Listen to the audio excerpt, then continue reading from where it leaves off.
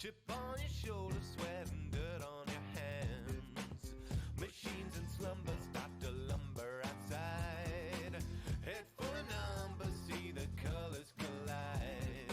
Search safest sanctuary, dropping them dollars on you, thank you very much. By the way, no refunds, back into the boneyard, badlands we run. I saw a siren singing, shifting through the shots of ringing, frying, burning, guts are stinging, bringing you the pain.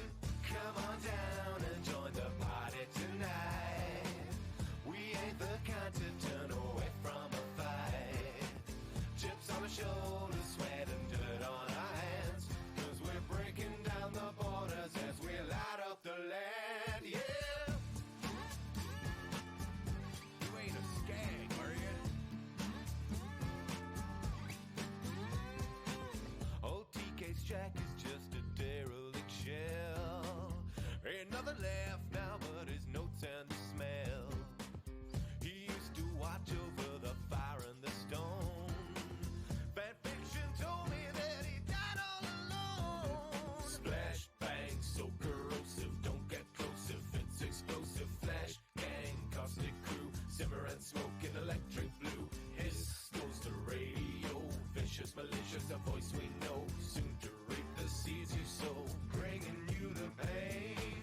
Come on down and join the party tonight. We ain't the kind to turn away from a fight. Chips on the shoulders, sweat and dirt on our hands, 'cause we're breaking down the borders as we light up the land, yeah. Come on, drink out your ride. Oh, you know they say, better to die with the wheel crash and burn. Oh, instead of die when you're not in your car. I hate you, claptrap. Come on down and join the party tonight. We ain't the kind to turn away from a fight. Chips on the shoulders, sweat and dirt on our hands, 'cause we're breaking down the borders as we light up the land, yeah. Every time you look around.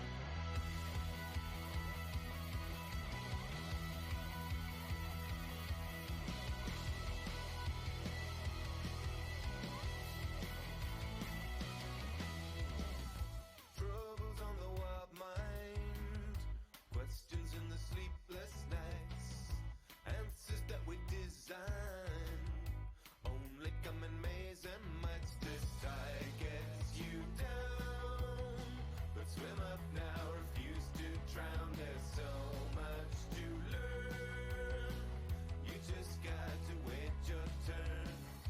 And when you think you've seen it all, every time you look around, life is gonna try to keep you down. Every time you look away, someone's gonna come lead you astray with a flick of a wrist and a wink of an eye, with a twist of a tail on the roll of a die. But keep your head held high. Head high.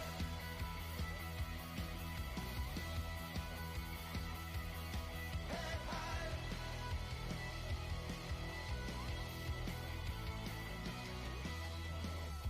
Just because they told you so, that doesn't make it true. Sometimes the only sure things are the instincts inside of you. And time ain't your friend. Beauty always has to end. It's fine to be scared. We get here so unprepared. And when you think you've seen it all, every time you look around, life is gonna try to keep you down.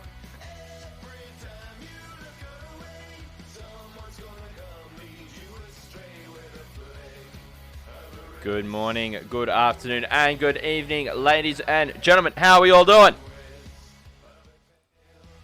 Welcome to the stream. Hope everyone's having a great start to their week. I know I certainly have. How's everyone going? What's been happening, chat?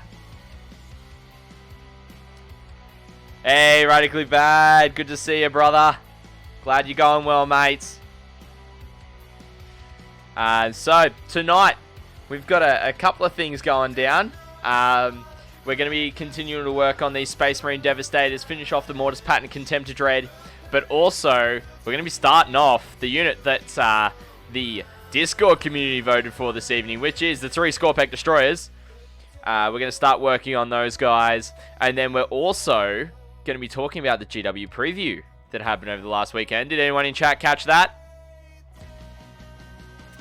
I was having a look at it a bit earlier. It was absolutely awesome to see some of the new plastic minis that are going to be coming out. I'm really looking forward to seeing some of the stuff that they've got coming.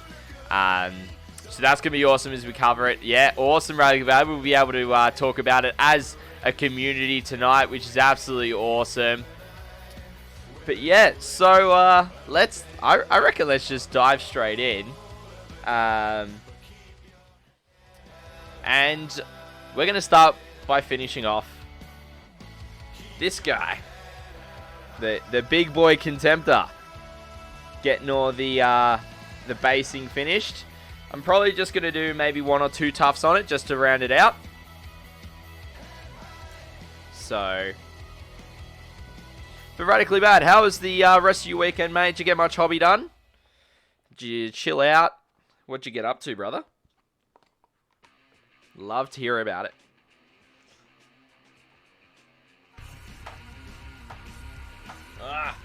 Just trying to get a brush that was up on the back of my gaming desk. And it appears that I'm almost, well, I pretty much am, out of paper towel. At least in this room. I know I've got some downstairs that I'll need to go and grab. Yeah, nice. Glad to hear that you started building it, brother. What have you got built so far?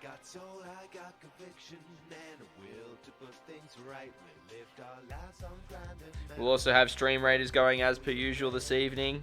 So we'll be starting that up probably about halfway into the stream. Well, not halfway through into the stream, sorry. Half an hour into the stream. But my hobby might slow down for a while. Yep. I remember you telling me. You've got some work coming up. So,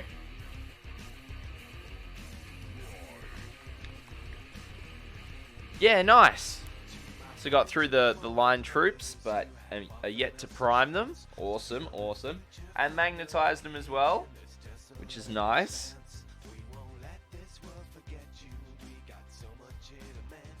Alrighty.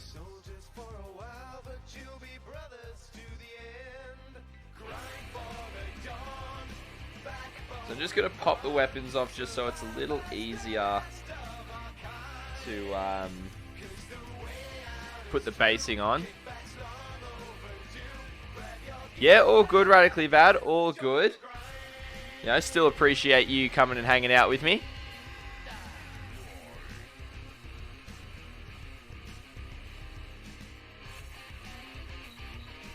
So I reckon I'm going to do one around the foot. Around his foot to kind of emphasize he's kind of treading down on something.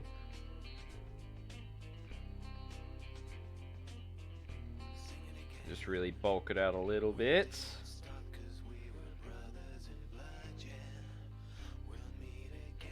And we'll do kind of a bigger one off there.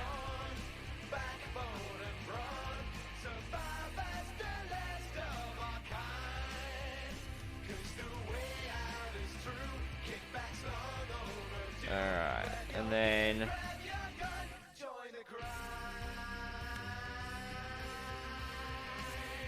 I'm thinking one kind of around here is what I'll be doing.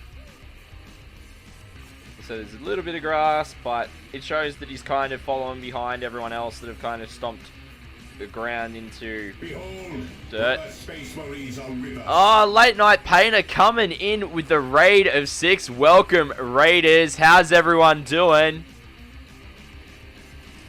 How's your stream, Late Night Painter? What were you working on? Welcome, Raiders.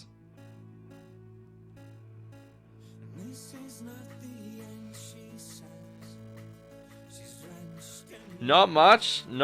Just getting through some basing right now on a Contemptor. That was the final part of what I've been working on. So, just finishing off the... nice, working on some Death Guard. That's awesome, man. Any particular units you're working on? Just some Plague Marines or some Terminators or... anything along those lines? Alright. Yeah, nice. It's always a good way to start is by perfecting those color schemes. So I just was applying the basing to finish off this it was originally a Mortis pattern Contemptor, but it's magnetized, so I'm gonna be making it into a standard Contemptor. But that's what he looks like when he's finished. So I did all the edge highlighting and finished all the washes and everything on it, which is awesome. But yeah. Working with oils too, so figuring out that feels like I nailed it tonight. Awesome, man. That's awesome. Well, to kind of introduce myself to everyone, my name is ScottyD49. I'm an Australian Warhammer 40k painter, gamer, and event commentator. So I travel to events in Australia and commentate as well. So I've only just started doing that in the past couple of months. And so I've been streaming here on Twitch for the past kind of 6 months or so. Really focusing on encouraging everyone in their hobby and, getting stuff done. I do something called the War on Grey Plastic, where it's pretty much you set out a list of stuff you want to work on throughout the year, and you try and get through it, which is what I'm doing tonight. I've got some Space Marine Devastators that I'm working on, and I've also got some Skorpek Destroyers for my Necrons that I'll be doing a little bit of work on as well, but primarily just working on the Devastators to get them going. So I'm up to the part with them where I'm actually doing, I just put my finger in the PVA glue and that's hilarious. But yeah, just gonna be working on just doing the touch-ups on these 3 Devastators out of the squad of 5, and there's 2 heavy bolters there, so this is kind of one of the slower steps that it takes for me to work on these, but it is what it is. But yeah, Late Night Painter, what other armies do you have apart from the Death Guard? Have you been working on anything else as of late? And Neo Panda Gaming, welcome. Hope you're enjoyed Late Night Painters. Nice, Necrons, awesome. I hope you enjoyed their stream, and appreciate you coming over with the raid. I've got to get all this gunk out.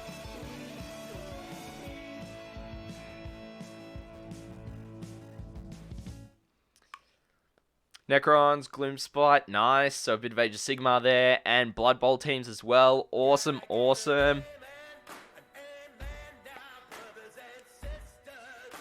So kind of a gamer of all Games Workshop games. Awesome to see. Radical Bad, what are your top 4 exercise suggestions for a young man trying to shape up? I downloaded Deck of Pain. Awesome, brother. I'd say start small. That's awesome, Late Night Painter. I've been in the hobby since about 2005, so we've been in You know, about the same length of time. You've got a little bit more on me, but I've, yeah, it's a great hobby, I do agree. So, where was I up to? Character.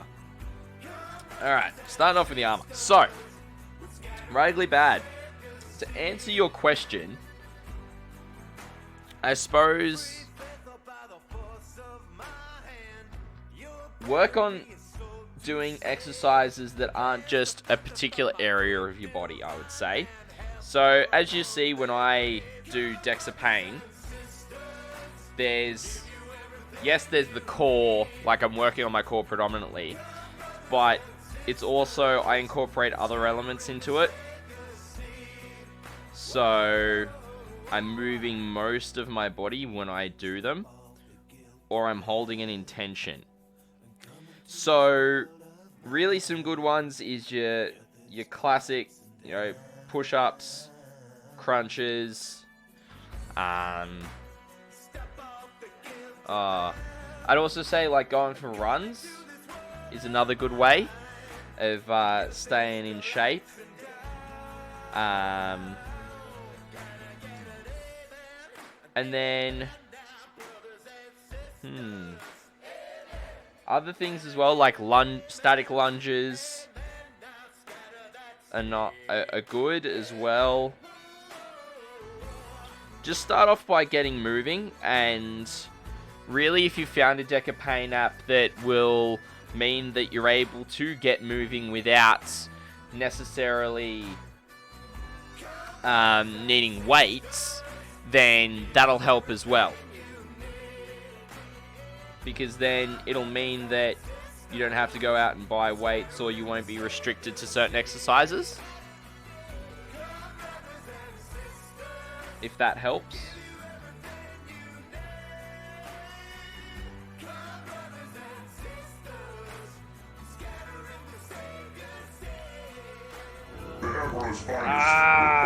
Actual Goldfish coming in with the 4-month sub. Brother, how are you doing? Welcome back to the first company.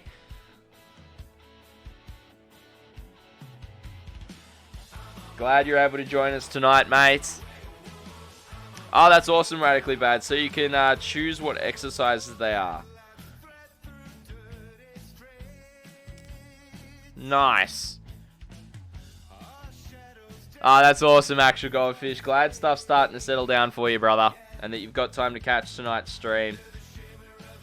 You going to be getting any hobby done whilst you're here with us tonight, mate?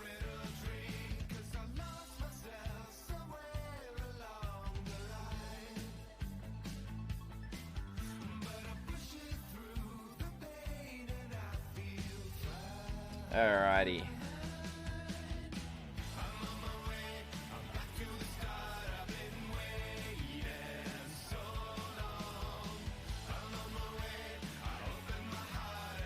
Nice. Sounds good, Actual Goldfish.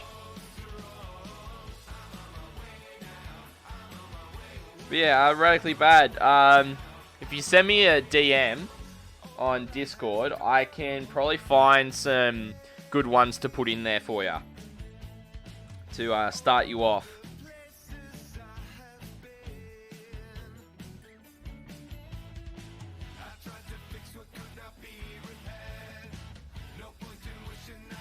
So yeah.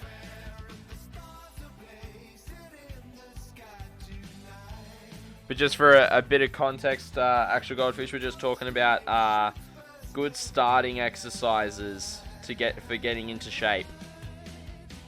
So I was saying stuff like your static lunges, push-ups, crunches, anything that moves more than one particular area of your body as well.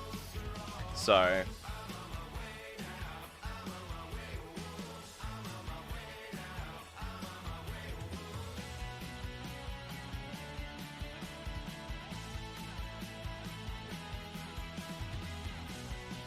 just getting the touch-ups done on these Devastators. So the easiest way to do is kind of do it with the character brush as per usual, and just get into those spots.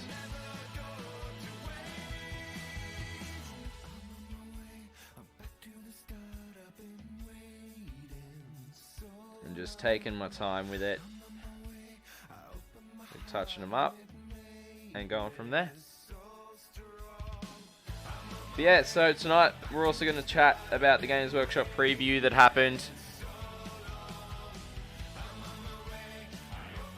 Yeah, that's true. Inclined can also help. So having like a strong box or a bench or even a chair that you can, you know, put your arms on to do the push-up. If you don't have that core strength to hold yourself up fully, that's a good one.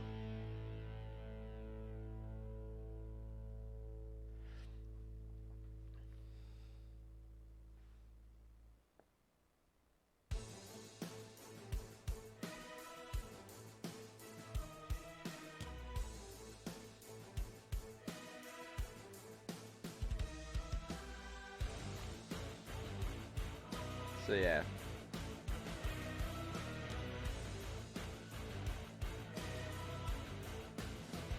Alright.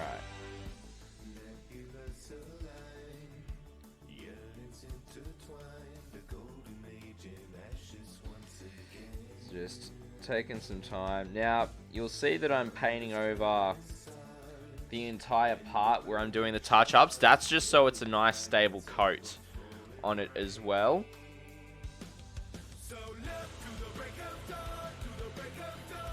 Now my phone's blowing up for some reason. Yeah, cool.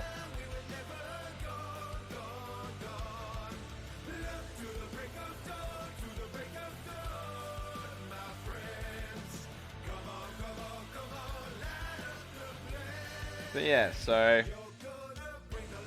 what we'll do is I'll do all the Cantor Blue touch-ups. Then we'll transition into doing some of the Skorpek Destroyers. We'll get the Rune Fang Steel dry brushed on them tonight.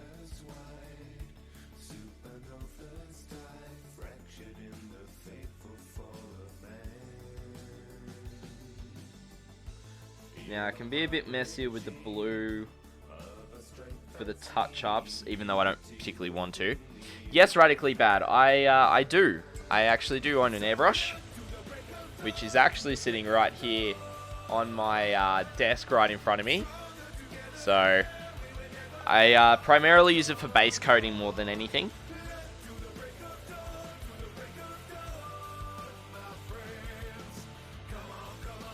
So I would say I'm kind of a novice at using it for anything else,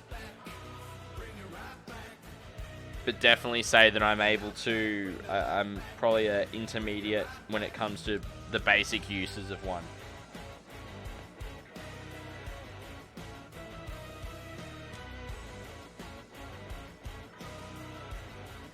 Because that's how I got all my base coats done on my Marines, and I do that for my Marines. So beginner tips. That's what I'm going to do a video on at some point. I've got a long list of videos, to be honest, of stuff that I'm going to produce. Kind of beginner's tips starting off is I would recommend disassembling it and reassembling it before even using it at least 3 times before you even put paint into it. The primary reason is at some point you're going to need to break it down to clean it. And so if you've actually, you know, pulled it apart, understood where all the parts go and everything before you get to that point where you need to clean it, then you're going to be able to disassemble it and not go, oh crap, where does everything go? That's my number 1 tip. Number 2 is use airbrush paint. Don't try and mix up non-paints if you can to start off with. So Citadel do all their own air paints now, for specifically to be used with airbrushes. You know, there's Vallejo as well if you're able to get your hands on it. So they're kind of the 2 big tips I would use. I would suggest and recommend for you. The next one is kind of more of equipment-wise. Make sure you've got a compressor with an air tank on it and a moisture catcher. Because then you're able to catch any moisture that's coming from the compressor itself in the air tank. But then the air tank means the compressor's not running the entire time, so it'll get up to a certain PSI. It'll hold it, and then when it drops to a certain PSI, you'll be able to. It'll kick back in.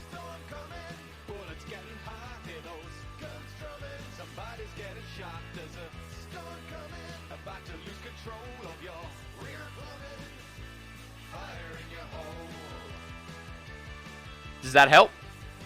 And I hope it does.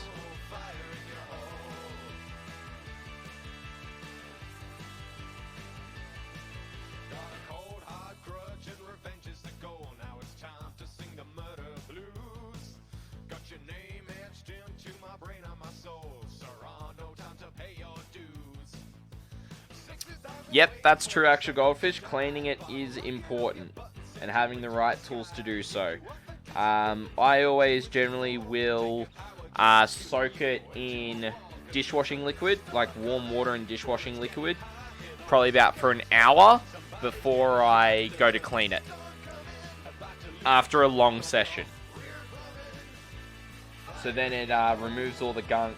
But even as I use it, I'll actually put warm water through it every time I need to refill it or I've stopped for a period of time. Just so then I've got not just moisture already back into it, but also that it's gotten rid of any residue or dust or anything along those lines.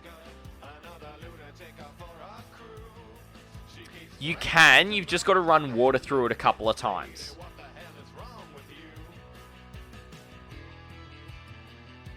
That's the way I generally do it if I need to swap colors, is that I will run water through it until I'm not getting any tinted water come through.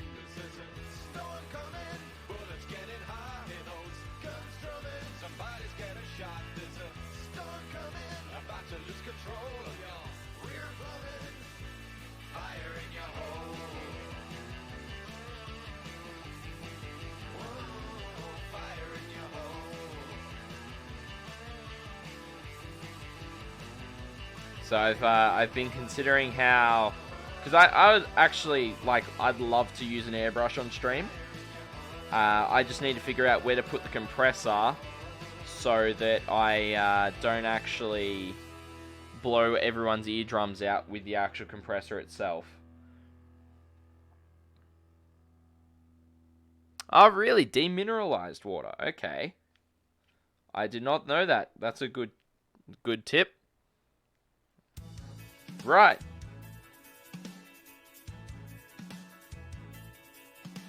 So there you go, Radically Bad.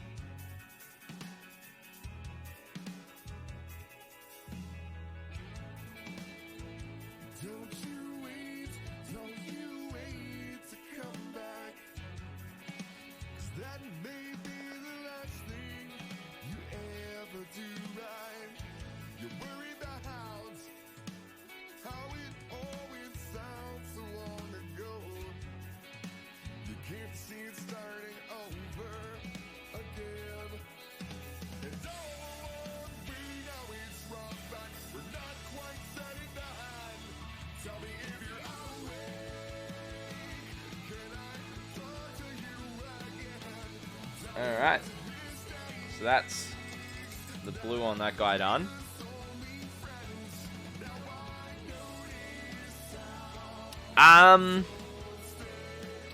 I mean, you can try with a pair of tweezers, or, sorry, not a pair of tweezers, a pair of pliers, just to try and straighten it. But if it's too, like, bent, depending on the size, it will cause bigger problems.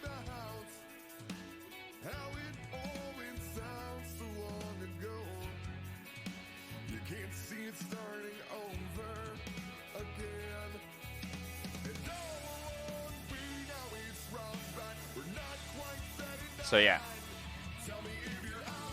Alright. The backpack shouldn't need too much done on it.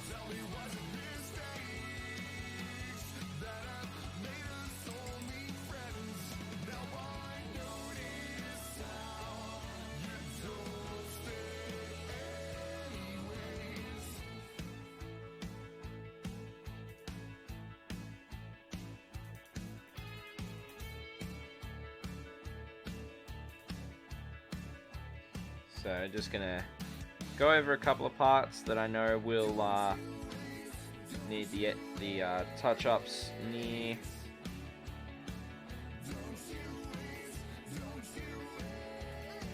Just make sure they're nice and clean, nice and solid color, and yeah, just get it done.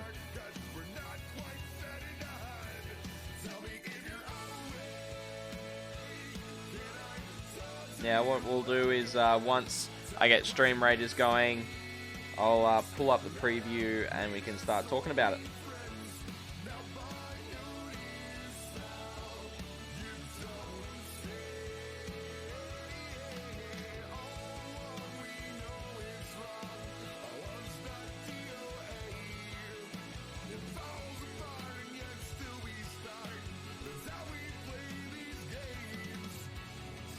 Oh yeah, for sure. I'm actually stoked about it as well.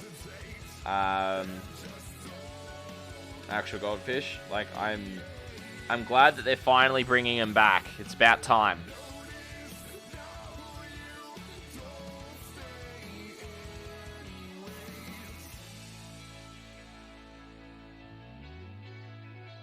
Like my mate who got me into 8th edition fantasy back in the day. He loved his vampires. And so we would often play my high elves versus his vampires. So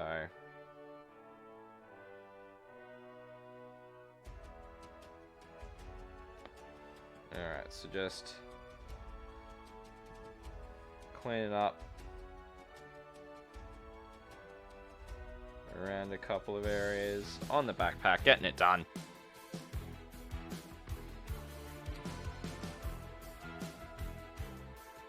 Make sure it's all nice and squared away.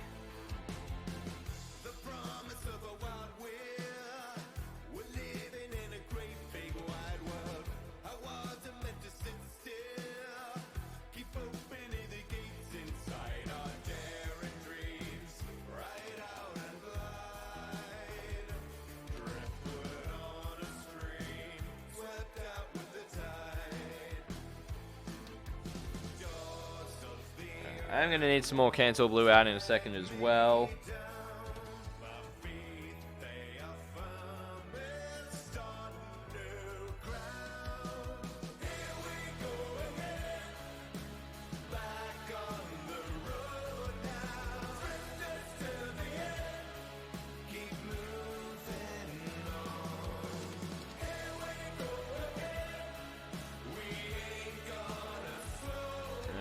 Almost done, just need to kind of square off.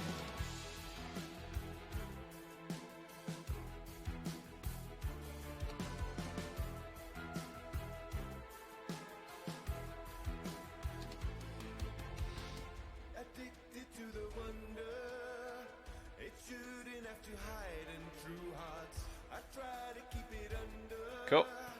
It calls me like a siren. So what I'll do is I'll do all the touch-ups for each model. Wait, I was going to say I was going to do all the Cancel Blue. I reckon I'll get one model done first. But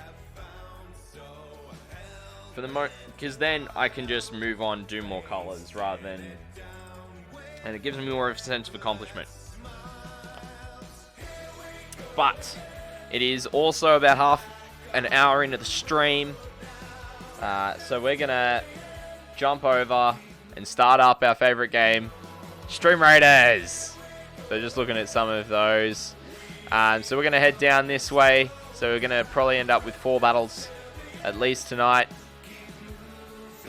And this one's a hard one to start off with. So I'm going to place down my Berserker. Have a go up the guts. So place down units, everyone. It's going to be absolutely awesome. And so, with that, let's start looking at some of these previews. So as myself and Actual Goldfish were just saying, the Undead Conquerors are back, which are the vampires. So what does everyone think of the new Blood Knight models?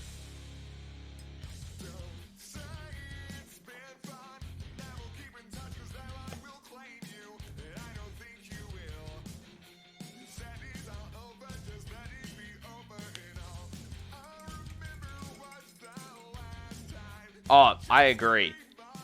Actually, Goldfish, I agree 100%. They look so good.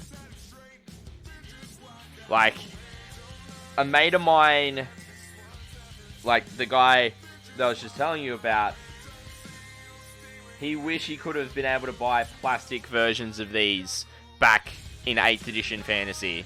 Like, they just look so good. Oh yeah, 100%. They look sick. Like, and I like how you can have the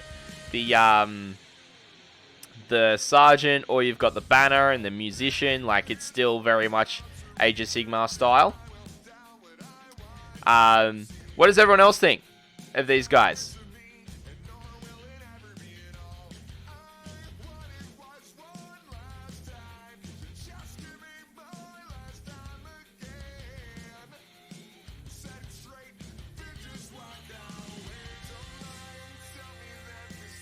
Because I'd love to hear everyone else's thoughts on this as well, on these minis.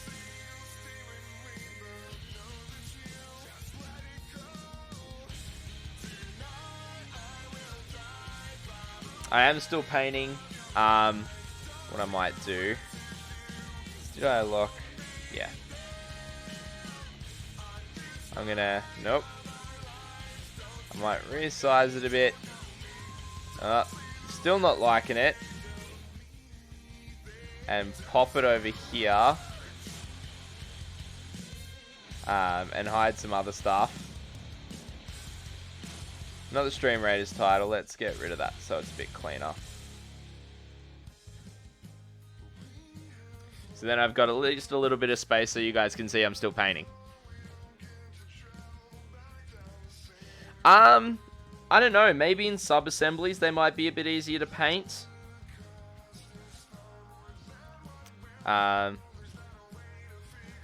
Radically bad. But like, in terms of the look of the models, they're outstanding, I reckon. And I mean, it's about time, like, the Vamps got some more love. So that's kind of the first unit that got previewed. The next one are these guys, which is the updated Skellies. Hey, Burp Dragon, how's it going, mate? Hope you're doing well. I'm going alright, man. Just getting some more painting done, as per usual, on stream. But how was your weekend? How's the start of your week been?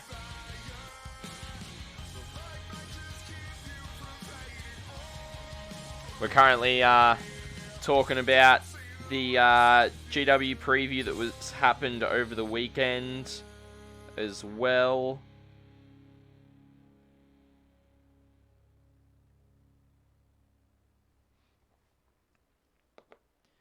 Yep, I reckon these look a lot better than the old Skellies, to be honest. I like that they've actually got armor on them. Bob Dragon, pretty good, man. Been going hard on my Shadow Sun. Awesome. Some more Tau that you've been working on after you finished all your Fire Warriors. Oh, excuse me. Which is awesome to see.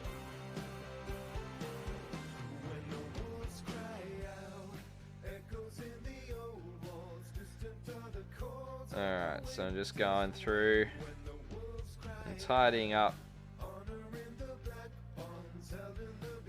where the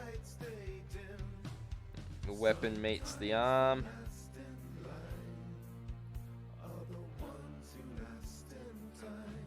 So, yeah, nice Burp Dragon. That's awesome. So I'll scroll through these. So they're kind of your unit leader and the banner. Then you've got a couple of different poses, which is nice.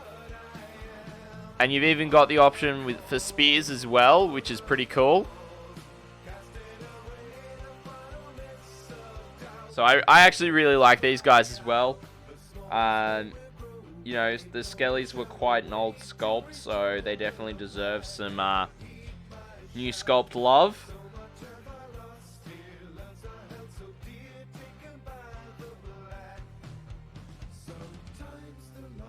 What is anyone else in chat got some opinions of the new skeletons?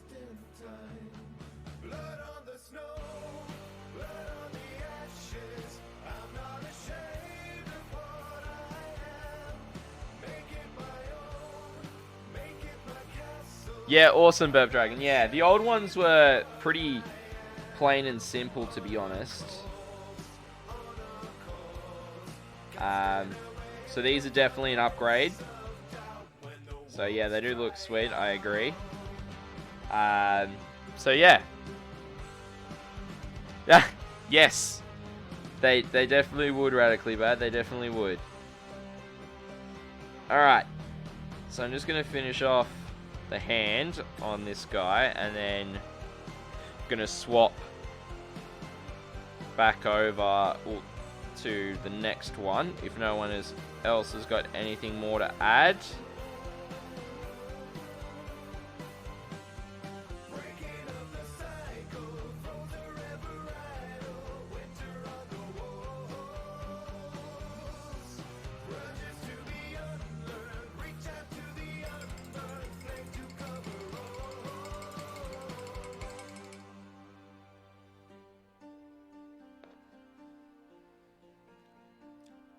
Now, of course, I've also got to do the second coat of red on this heavy bolter.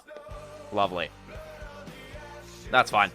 Alright, so, next one up is the zombies.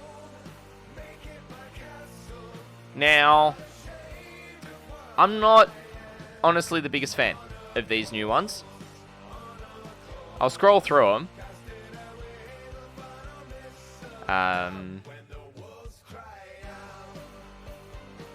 I don't particularly like that whatsoever, personally. I mean, holding weapons and stuff, yeah, sure, but I'm not, you know, the biggest fan. And yeah, they do look very monopose, actual Goldfish, I will agree.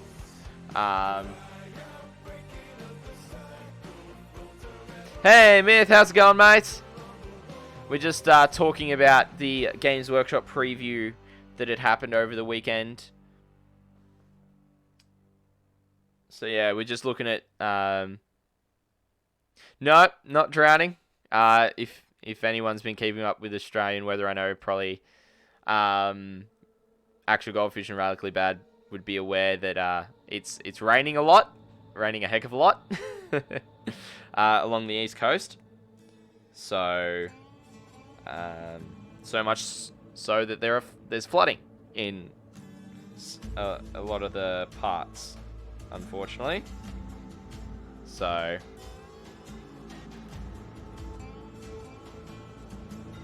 yeah, it's been good, Burp Dragon. Yeah, that's what I've been hearing, Actual Goldfish.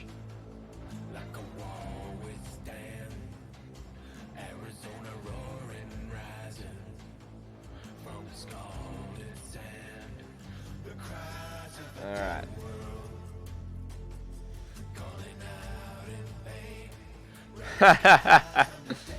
Yeah, we'll see. We'll see, Actual Goldfish. And for some reason it needed me to permit you to say bogans. Like, do they not know Aussie slang whatsoever? Come on.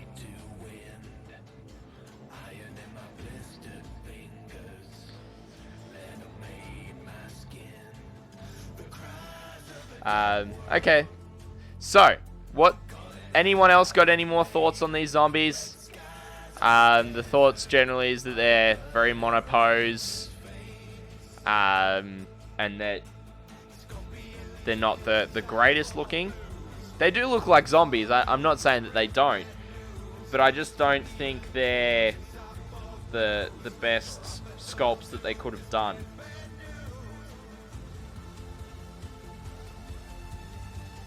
Yeah. Or you could even turn them into poxwalkers, right? Radically bad? Yeah, they kind of do, Myth. Kind of do.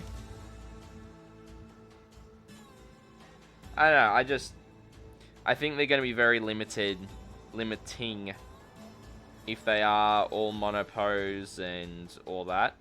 So, like, don't get me wrong, it is an improvement on the old kit, but I don't know, I'm not the biggest fan of the direction of having the tombstones on the back. Yeah, more than likely it'll be a horde. So, not sure how many would come in a box at this point. So, just really trying to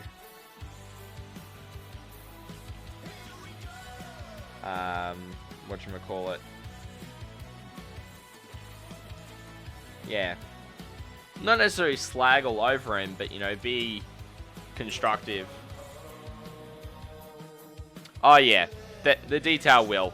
Like, hey, Chief, how's it going, mate? I'm going well.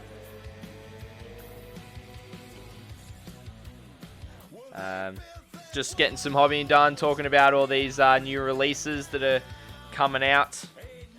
So we've already covered the new Blood Knights. We've also already covered the new Skeleton Warriors that look sick. Same as the Blood Knights, and we just finished talking about the zombies. So next up is these boys. The giant bats. Yeah. Yeah, the bats look so good.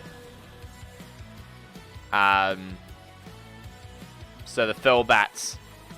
I really like these ones as well. They definitely look vampire-esque, for sure.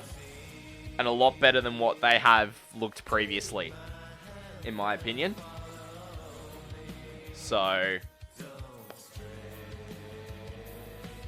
I reckon, like, out of the 4 kits they've previewed, getting 3 out of 4 on the money is pretty good. I just hope they do some more new characters. So, yeah, nice. Working on some Sigmar, Chief. So, what are you working on in particular? Myth, my only worry is when you see wings that are very fleshy and open like that, I feel like it's challenging for a lot of people to paint nicely. Yeah, that is true. That is very true. Like, you can clearly see on those images that they've done that tonal shift from the inner wing to the outer wing. So, I completely get what you're saying, brother.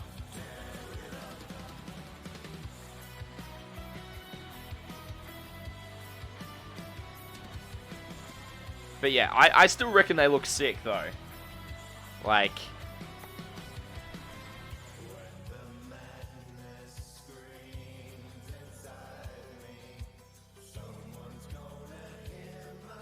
so,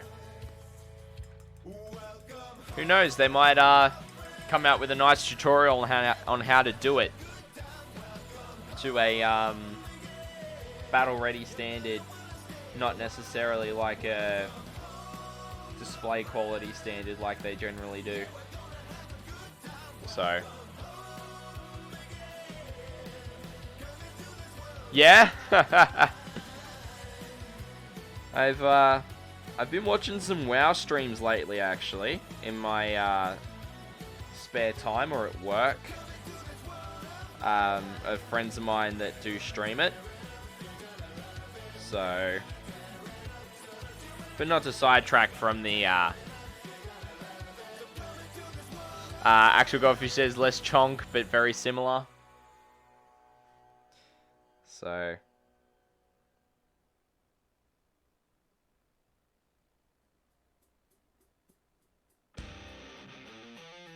alright. So now I'm doing the second code on these Chiefs. Working on Lord Castellum and 60 Liberators, 9 of Evocators. Awesome. That's a lot of, that's 70 models right there. Goodness me.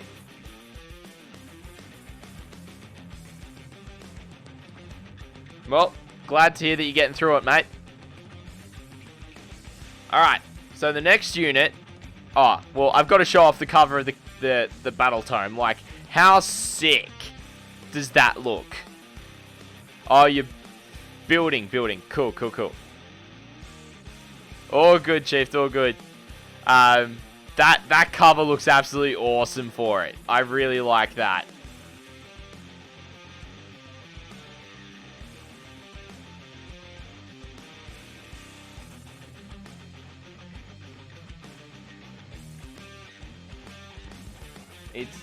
It captures the essence. Yeah, exactly. It catches your eye straight away, and it captures the essence of what the Vampire Lords...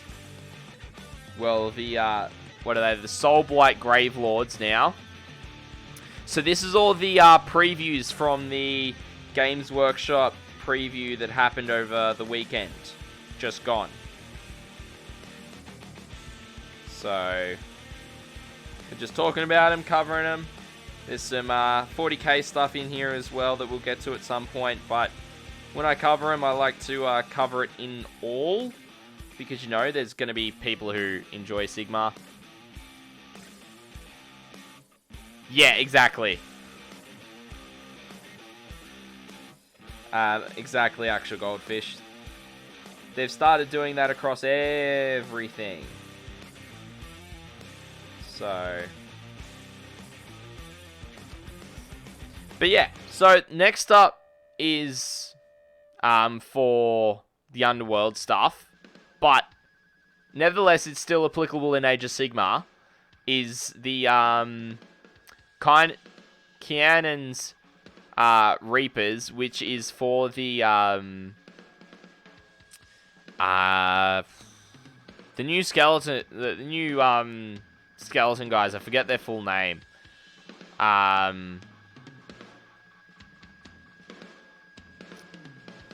But yeah. So, now, that Senator that's on screen right now just looks beefy and menacing with that scythe. Bone Reapers, yeah. Ozrarch Bone Reapers. Thank you, Myth and Actual Goldfish. You combined on that one. So, these guys just look sick as well.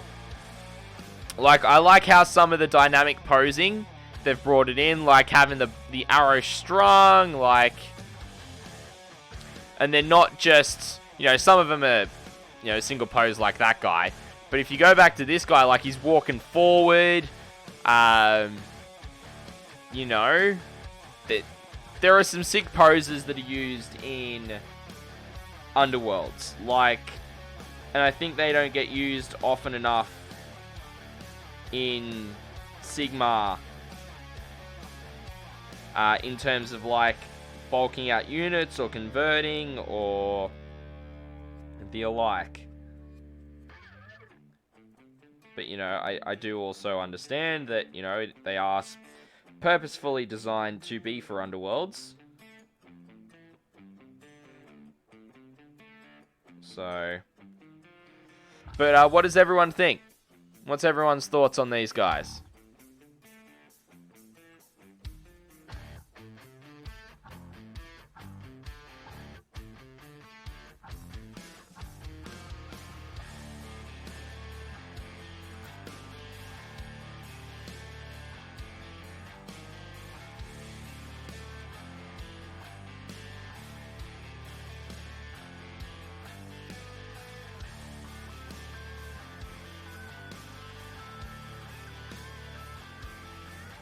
I quite like them. They're quite dynamic.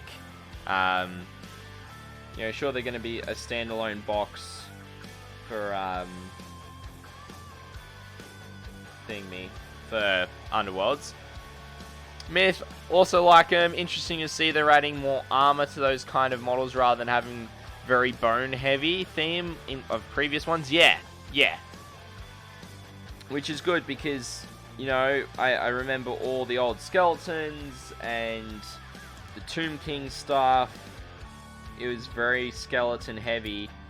There wasn't much armor. You know, kind of the only armor you saw was kind of like shields. And that's if you were lucky. So, yeah, I definitely agree with you there, Myth. It's glad to see that they've decided to include armor on them. Chief, years and years invested in hobby, just switching to learn Sigma, so I can't comment on specific poses are awesome. Yeah, that's fine. That's fine, Chief. Like, it's more about the look of the models rather than the, you know, the rules or anything for them. Is more what I'm, you know, trying to do here is show off the new models and, you know, get your guys' opinion on how they look and, yeah, just kind of talk about it as a community. It's a talking point, so just can't be bleach, bone, wash, and dry. Yeah, exactly. There's got to be more depth to it. You know, very much, you know, even Necrons have gone away from that style where it's just metal, wash, highlight, dry brush. You know? So, it's good to see that they've gone away from kind of shoehorning armies into being that style of paint scheme, in my opinion. So,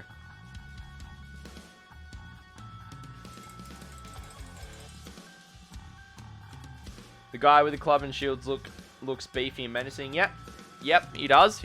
I particularly like this guy with the scythe. He's the leader of the warband, yes, but he just looks menacing, just as a whole. All right.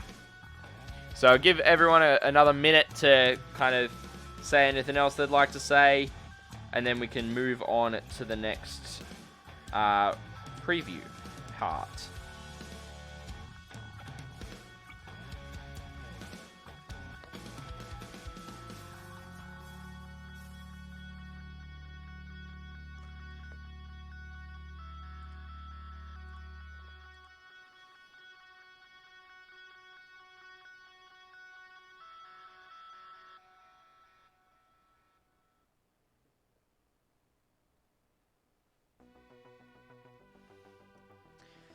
Alrighty, so once I just do this small section of red, let's go on to the next one. So next up's Necromunda, which is some new models for the Corridor gang, which is the Redemptionists. Which I'll get it. Oh, can I get it a bit better on screen? That should be alright. So you kind of got Faith and Fire is kind of their theme for the Corridor gang. So Actual Goldfish isn't super fond of these guys. Okay. I mean, I can get why.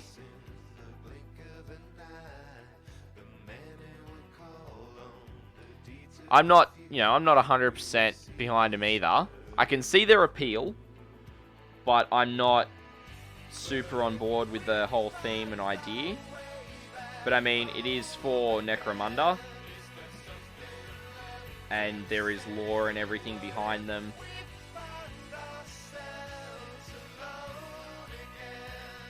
So, I mean, I think there is some of the Necromunda stuff that you can use for certain units in 40k. Like, you could do, like, Chaos Cultists out of some of the gangs and stuff. Myth, when I saw these guys, I was like, right. But then I saw it was Necromunda, and I'm like, ah, okay. Yeah. Yeah, so these guys are purely for Necromunda. But I reckon being able to use them in a 40k army is quite hard because these guys are quite themed. Whereas certain ones like the Goliath gang, you could, definitely do as, as Chaos Cultist, right? With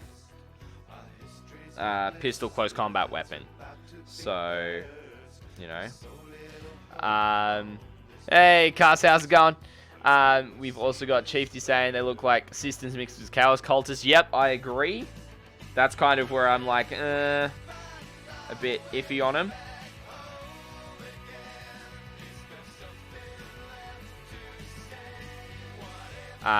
Cars, they've gone too far with Redemptionists. The first edition Redemptionists were pinnacle. They'd make amazing Wordbearer cultists. Yes, actually. Funnily enough, I agree with that. You'd have to really chaos them up, but it's doable, I'd say.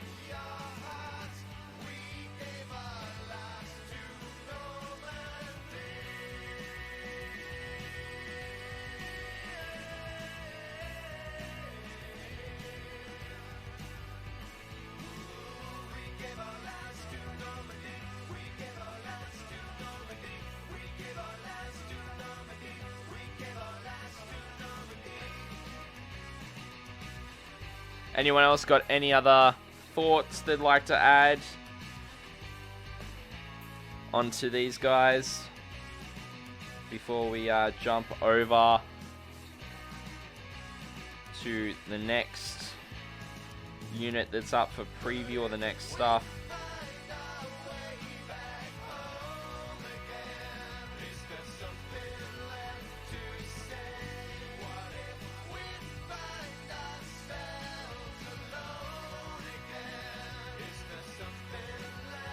Alright. Well, let's move on.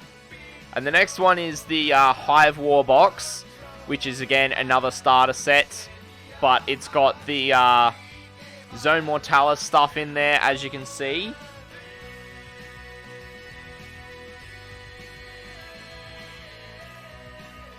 And I believe it's got the Escher gang and the Delac gangs in there as well. So I'll just scroll down in 1 second. Confirmed templates coming back to 10th. So this is what's in the box. So you've got the Delac gang, you've got the Escher gang, the rulebook, 11 Zone Mortalis walls and columns, barricades and objectives, the dice, game cards, blast markers, and flame templates, and tokens in the game mat. I'd expect this to be around the 260 mark. However, I am willing to hold my breath on it, because it could be more expensive because of the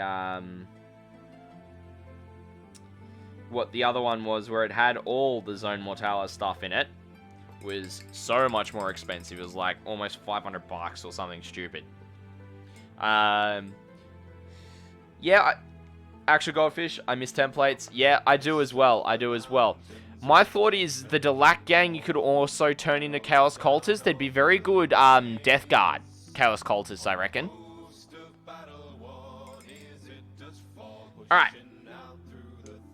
So we've got our Stream Raiders coming up in about 30 seconds. So if anyone hasn't got units down, feel free to drop them.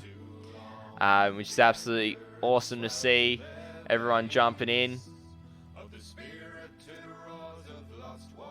Alright. The next one we'll talk about after this is 40k. We'll get some 40k stuff going after we do Stream Raiders here in a second. Alrighty.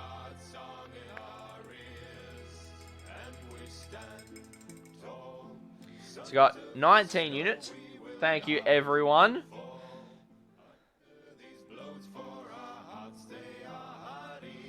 Alright, oh, everyone's just kind of parked around me. Awesome. Alright, and let's get the battle started.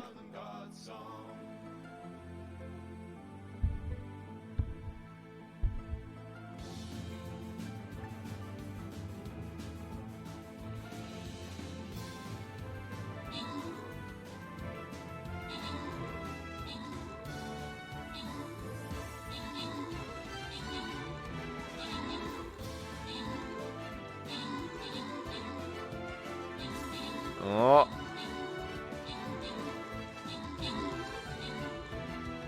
There are 3 enemies left. 2, 1. That's all of them. Well done, everyone. Ah, and that's 3 quests done in 1. Actual goldfish, Eshes could be alright. Corner Slanesh cultist. Yeah, that's correct. Radically Bad and Deadeye Minis, congratulations on your prizes.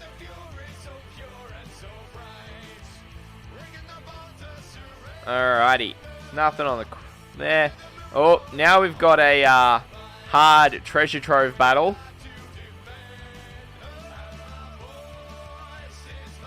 Nice, Radically Bad. That's awesome. Alright, so we've got treasure chests. And we got a dragon. So, let's see.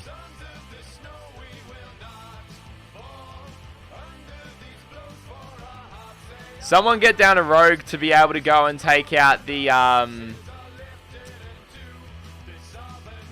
chests first, and I'll everyone else can rally around me to get the dragon done. All right. So next up is the next codex coming out. Well, I should say there's the rules for Codex Metallica and all that are in the new Book of Rust, which I'll share my thoughts on a later time. But there's a new Skitarii Tech Priest, which is absolutely huge. I can't actually fit it on screen. Unless I do that. And even then. There we go. So that's the new Skitarii Marshal, is what it's called. So it's their version of a lieutenant.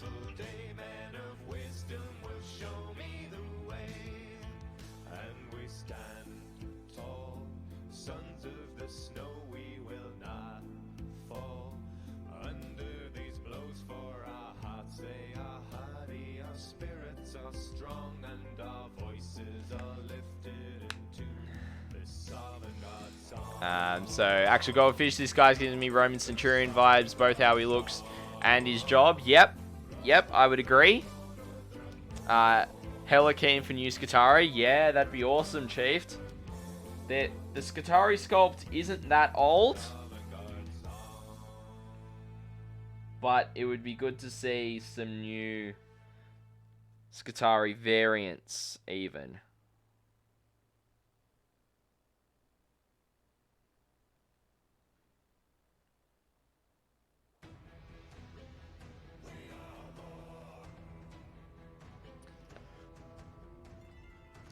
Thanks, Actual Goldfish, for the Epic Paladin.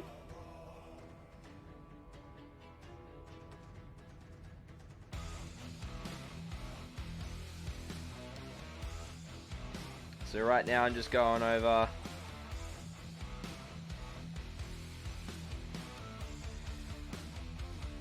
and just carefully fixing up the lead belcher.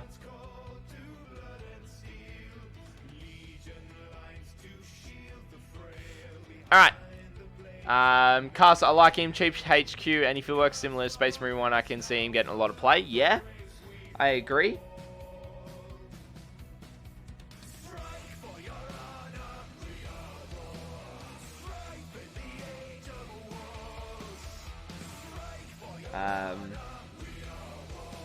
Which is a good, you know, it's always good to have different HQ choices available, I'd say.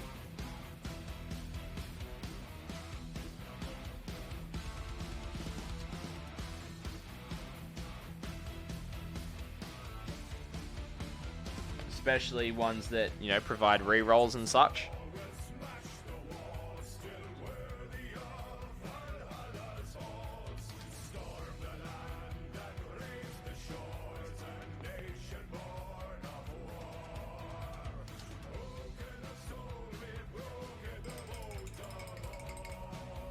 Alright. And then we've got the new Admech Codex, which I'm honestly not the biggest fan of Call being on the front. I would have liked it if it was a, you know, someone else instead of being Call, to be honest.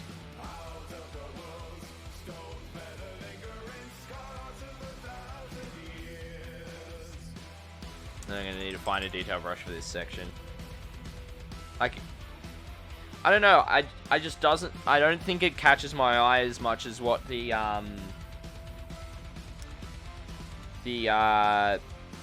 new Grave Wardens one does in terms of codexes. Yeah, I agree, Chiefs. Actually, I very much agree that it's better.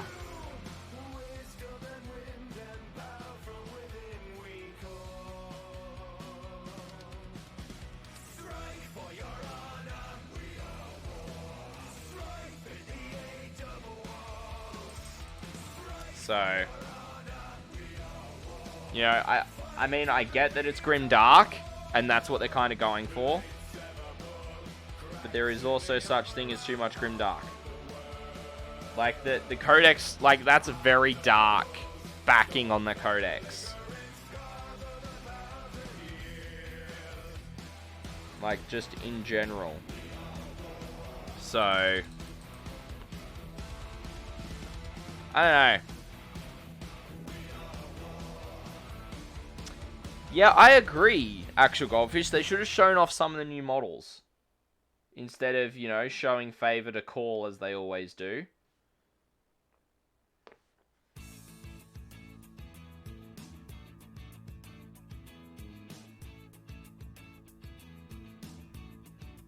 So, Well, I boot you up and my imagination's running wild. Haven't felt this way since I was building Lego as a child. Got my workbench good to go, my sticks and planks are all stockpiled. any other thoughts from chat on the new cover art on the Codex or the new Lieutenant model for them?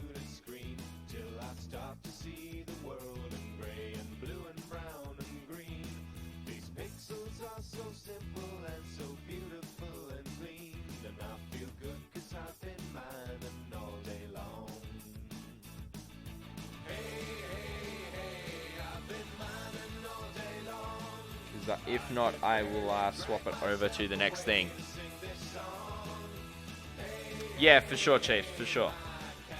Alright, next up is the last thing. Now, before I show this, has anyone seen it?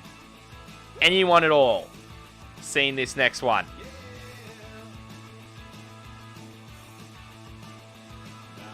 Because if you have, do not say a word.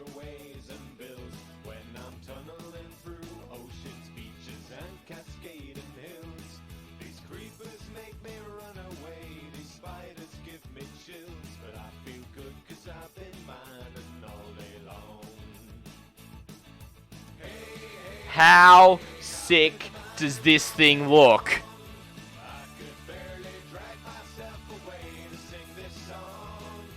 Like, how good is it?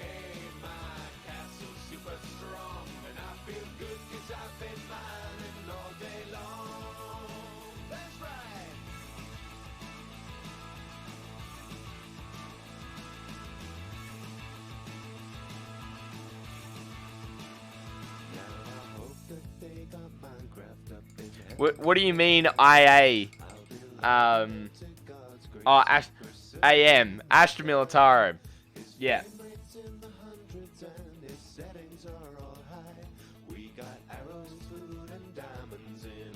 Yeah. It's a Sister's Predator pretty much, except it's got an extra heavy bolter on the front.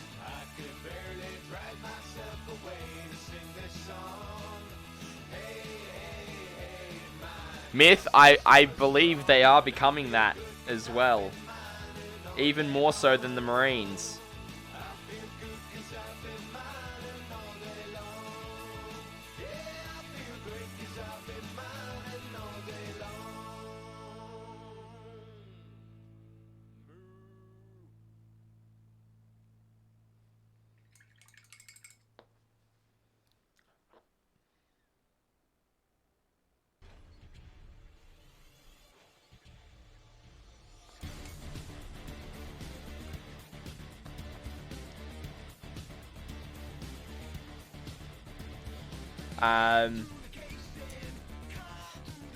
Chief, it's mental predator with battle cannon stats. Yeah. It's insane.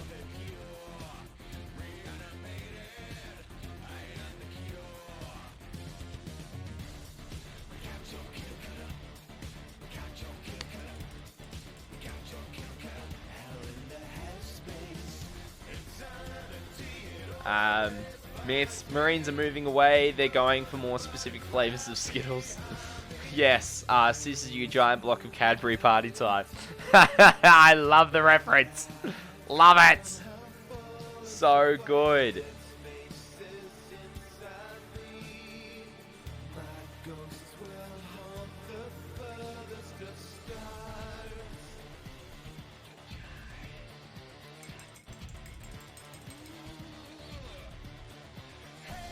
Yeah, no, orcs are next.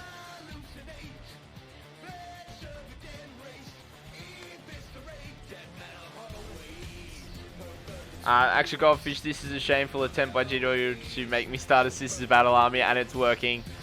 Nids are a bag of tangled snakes. Now I see what you're saying. Orcs are nerds, Nids are tangled. You're referencing them all to different lolly types. So here are some of the alternatives. So you've got the dual cannon, or you've got the single battle cannon, and then you've got the sister on the Stormbolter up top as well, which is awesome. Now, yeah, that's the downside to them, Chiefed. Painting wise, they are quite finicky and detailed. But you know, would you expect anything less? Question mark. I personally would not.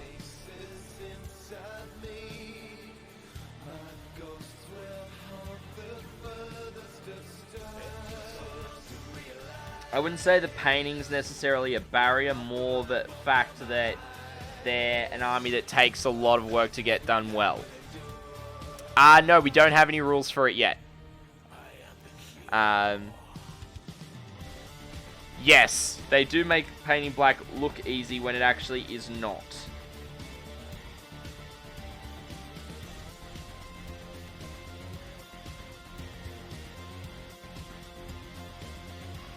Actually, the heavy bolts is pretty much done. So I've got one more color to do touch-ups on the heavy bolter, and then we can get into the Skorpeks. Actual Goldfish, women require care and attention. Chiefed. Yep. That's fair. So, but yeah, no, I really do love the fact that they've done the Sisters Battle justice.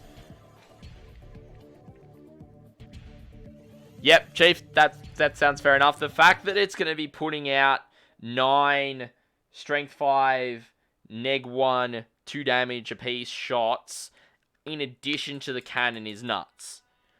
It's effectively, yeah, as we were saying, a Sisters of Battle tank. Like a Sisters of Battle Lehman Russ battle tank on a Predator chassis. I don't know, because it does anyway, because all vehicles do now. So, like, a Predator, which is the chassis that it's on, doesn't care about moving and firing. So,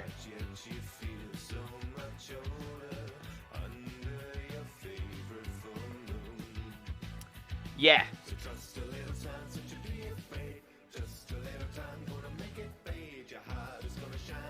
I mean, I'm not sure if Sisters have bolter discipline. I doubt that they do.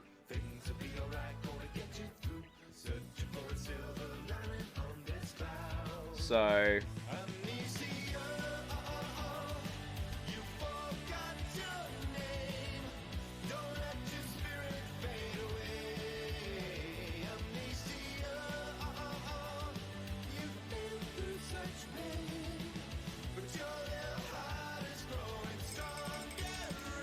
Alright. They don't. Okay. Okay.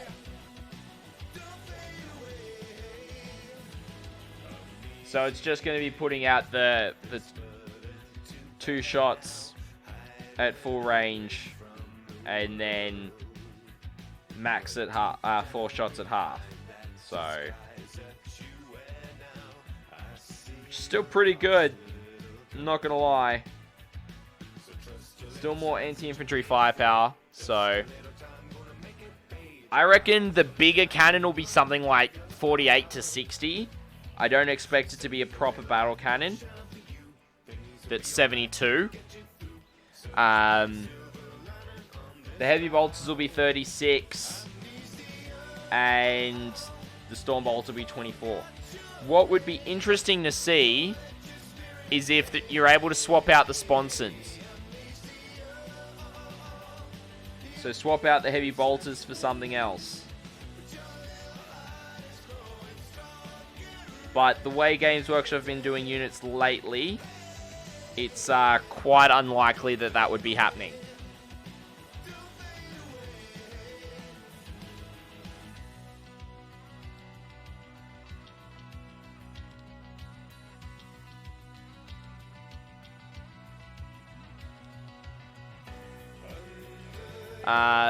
Actually, Goldfish, surprising lack of flamers on this assisted battle tank. Well, I mean, that's what I mean, right? Like, it probably won't get flamers. And you know exactly what I mean when I say that.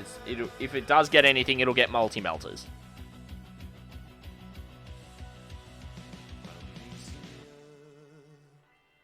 You forgot your name. Don't let your spirit fade away. Amnesia. At least in my opinion. Cuss's thing in this one is for the less competitive crowd. Chief, you would want to swap. Would you want to swap it out though? 2 heavy bolter sponsons and the big F-off gun. I mean, if you want to sit it back at range, I mean, you can. I mean, but you've got the 3 heavy bolters though with it. So if you can't swap out all 3 to being multi-melters, then I don't see the point. And then I dare say the other cannon type, which is that top right picture, is just a twin auto cannon. Actual Goldfish, there's also the possibility of separate kits for different guns, like the Repulsor Executioner. Yeah, that's what I'm thinking as well. Could be the potential there. And then the last one up is Orcs. Out of everything, Orcs. This thing. So, who's ready for 40k Boar Riders? Myth heavy bolters are nothing to shirk off, though at 2 damage now. Yeah, random orc model for some reason. I mean, it's effectively saying that orc Boar Riders, or as they're called, Squig Riders in 40k, are coming. So, yeah, look, at least it's not another Space Marine Captain or another Space Marine Lieutenant. I mean, they constantly like to tease us with more Space Marine Lieutenants.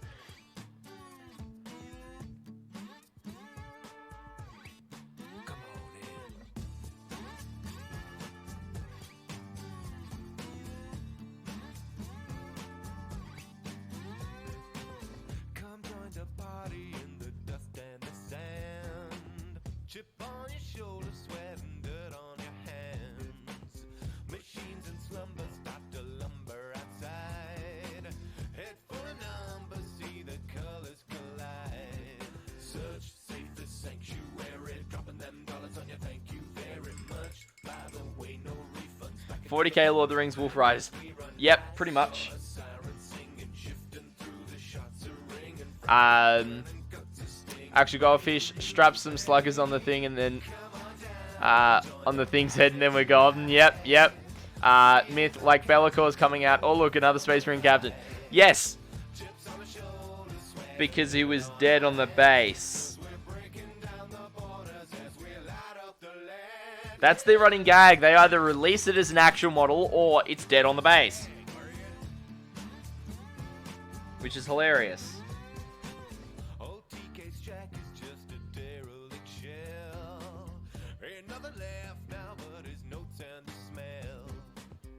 So we're almost done doing the touch-ups on this Devastator.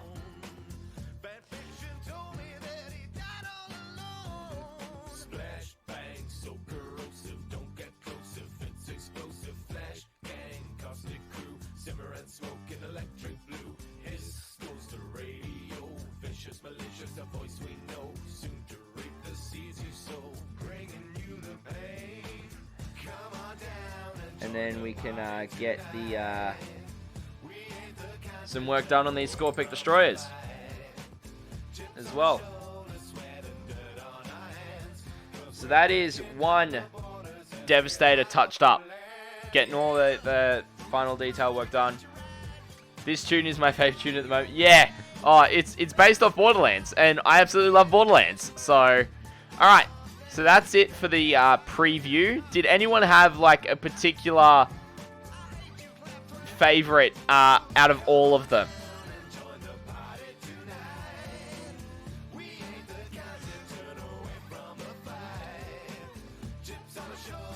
Actually, Godfish saying, my theory regarding Space Marine releases is that somehow Matt Ward snuck back in some kind of disguise. Yep. Chief, I was saying if anyone had a favorite model or release that was previewed out of all of them that you really liked, like the most.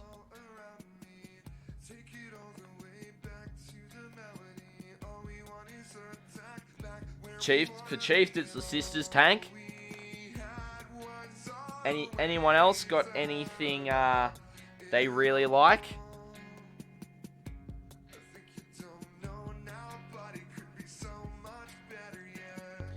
Actually, Goldfish, hard tie between the tank and the Vamps. For sure.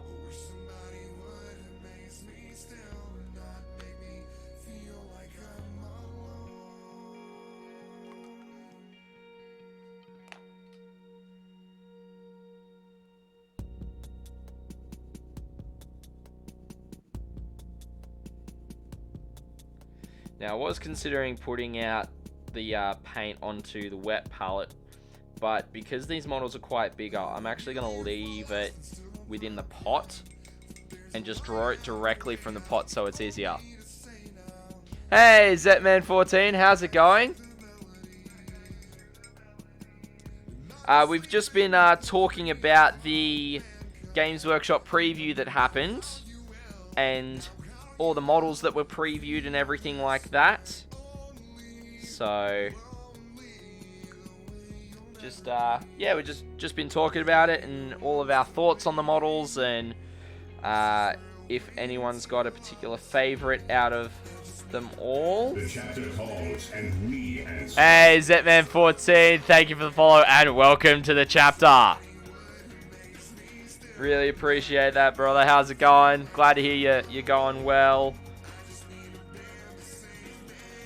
How's the start of your week been?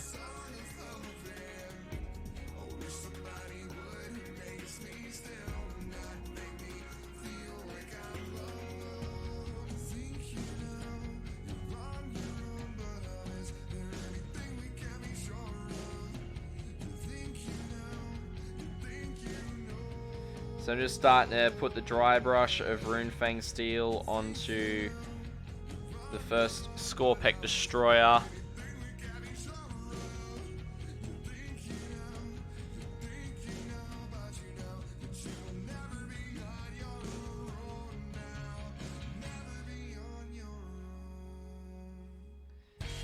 Yeah, it's getting there. It's getting there. Now, these models being on 50mm bases and being quite larger, it will take me a bit longer to get the dry brush done on them. But, you know, that is what it is. So...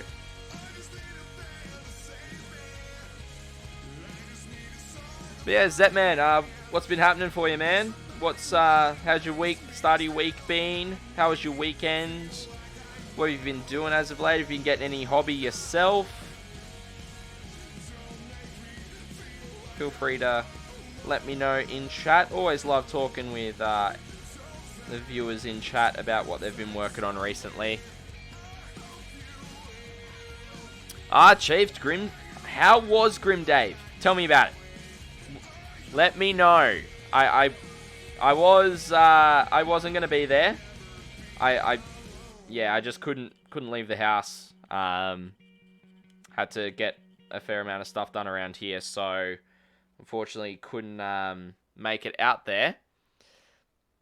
Zetman got floods around here, so not too great. But watching people paint minis and their passion has been helping. Oh, yeah, there's a lot of floods going on in New South Wales and Queensland at the moment. That's for sure. Hopefully you're not affected by it, but glad you're able to find a way to take your mind off it and come and hang out with us. We got Stream Raiders going, which is a small mini game that we all play and participate in for the most part, which is great fun. And yeah, we just sit and chat about stuff, whether it's local events or painting or yeah, bunch of different stuff. So feel free, just pull up a chair, hang out, and feel free to lurk as well. I don't have a lurk command, but you're always welcome to do so. And just just take your mind off things. Myth. Come on, man. You know I've got to give you permission for that.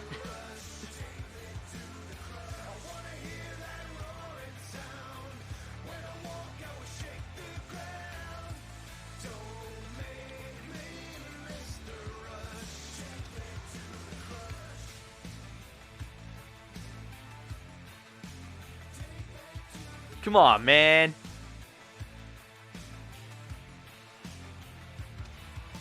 Let's have a look. Let me pull it back up.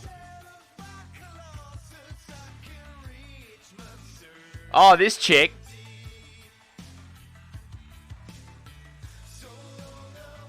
Yeah. Bit gnarly.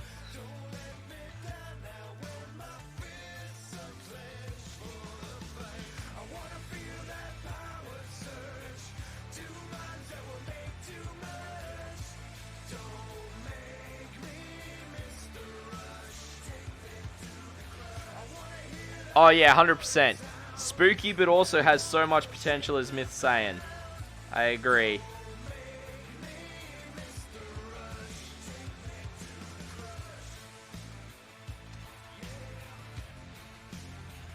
Yeah, effectively chiefed, right?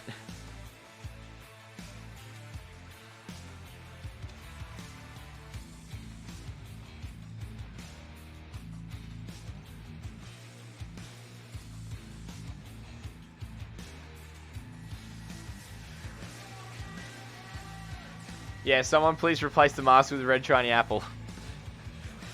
Yes. You know you'll see it somewhere. 100% you'll see that happen somewhere. Someone will do it. And then everyone will be like, yeah, that makes sense.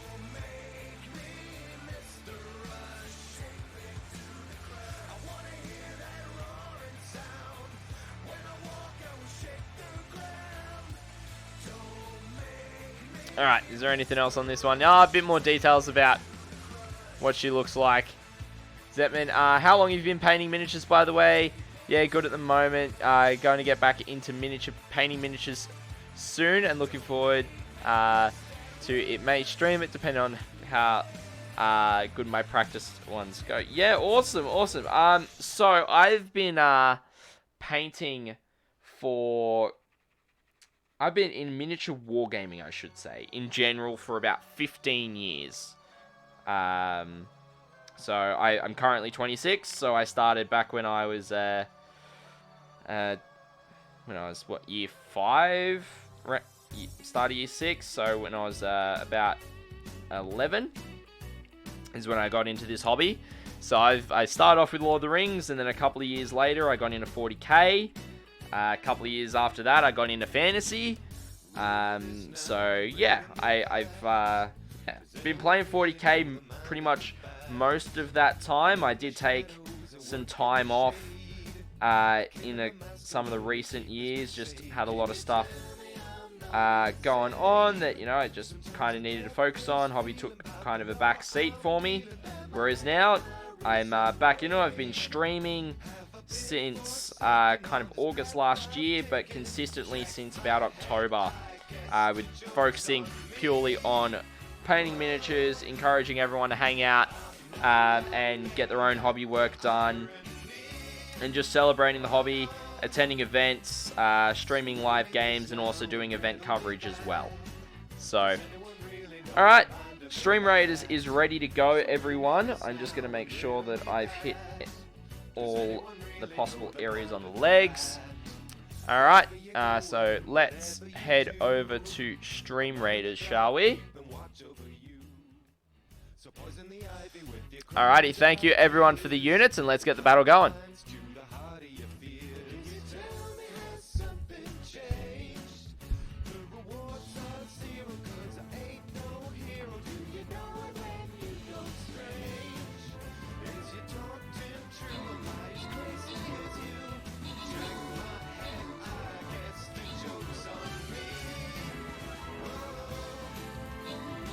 And the dragon's down.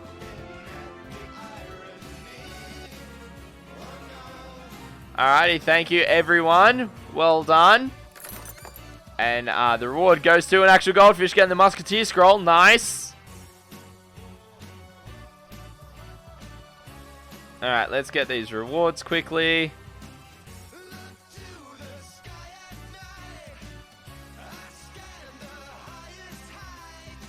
Flying rogue scrolls. Nice. Alright, second last battle before the boss battle. So, with this one, if it is what I think it is, we need to stop them from getting to the reds as much as possible. Because otherwise they become big units.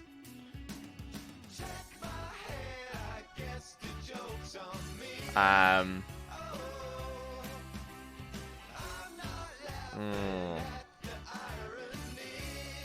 going to place a barbarian down. So let's see how we can do. How we can go with this battle, ladies and gentlemen.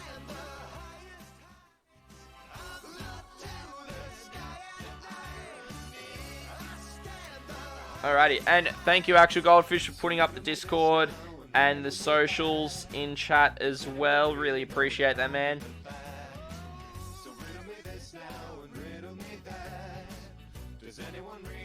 Yeah. So I do all parts of the hobby for Warhammer 40k.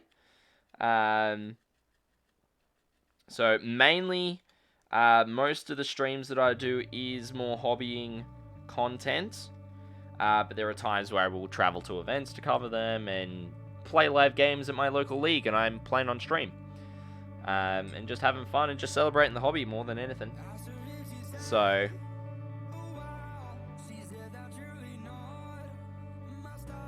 but yeah, like, everyone's different. There is so many different people out there that enjoy this hobby for so many different reasons. There are people who love the game but absolutely loathe painting, and there are people out there that absolutely love painting but loathe playing. So they just don't do it. So everyone's different. You know? And there's nothing wrong with that. You know? It's your hobby, you enjoy it how you want to. And if anyone says otherwise, then, well, that's their problem, not yours.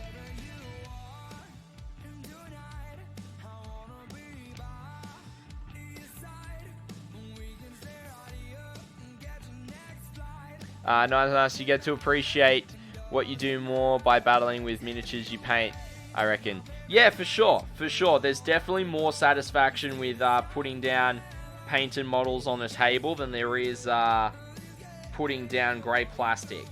I can definitely attest to that. It's so much better and it looks so much better, particularly on stream as well. So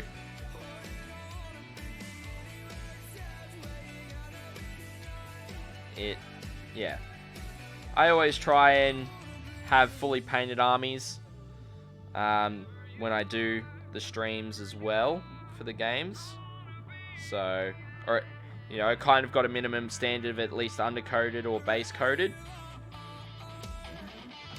So,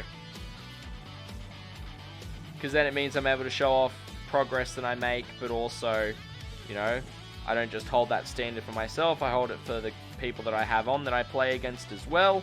So it means it's not too restricting for them and they can show progress if they come on another stream at some point soon as well. So,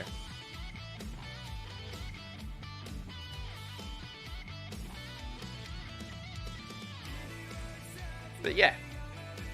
So, if you got any other questions, feel free to ask. You know, as it says in the title, questions are always welcome. And as I always like to say, the only stupid question is a question that you don't ask.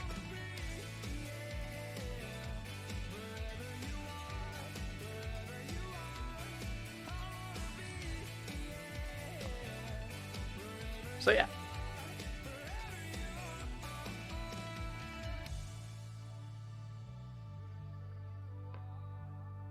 Alright. So as I thought, it's taking a long time to get the dry brush done on the Skorpek Destroyer, which is fine. Like, you know, that's... I was kind of aware that that would be a bit of a thing because it is quite a larger model. So, would you care to show us some of your miniatures you have completed? Yeah, sure. I would be happy to. I just finished one earlier tonight on stream, which was a Morits Contemptor Dreadnought. So I'll show that off in a bit. Just want to get this guy done first, if that's all good. Chief, I've been noticing that as of late, new points and meta have made it hard for vehicles to fix in lists. Yes, I would agree, Chief. I would agree with that. Primarily because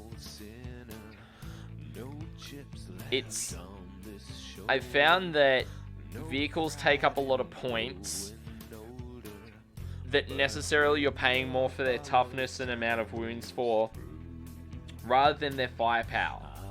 Like, personally... Hey, we got a wannabe Phoebus. Bot coming through. And we'll go ban.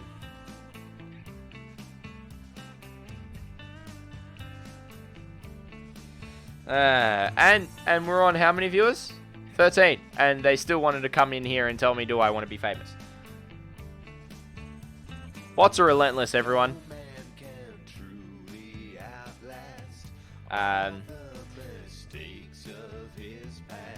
So what was I saying? I was talking about how vehicles you're paying more for their durability rather than their firepower. Hey, come on, Steve, how's it going? Chief, true, but even simple transports like Rhinos mostly on Dreads. Yeah, like, I mean, personally, in a recent game on stream, I was using a... So Nightbot's my chat bot. So he pretty much limits certain things that I set it to. One of them is posting links in chat. That's how I kind of battle bots, is that the links don't get posted, they automatically get deleted. That's how I deal with that. It just means that my viewers have to ask for a permit before they post up links. Otherwise, the Nightbot will unintentionally and indiscriminately decide to time them out and remove all their things from chat.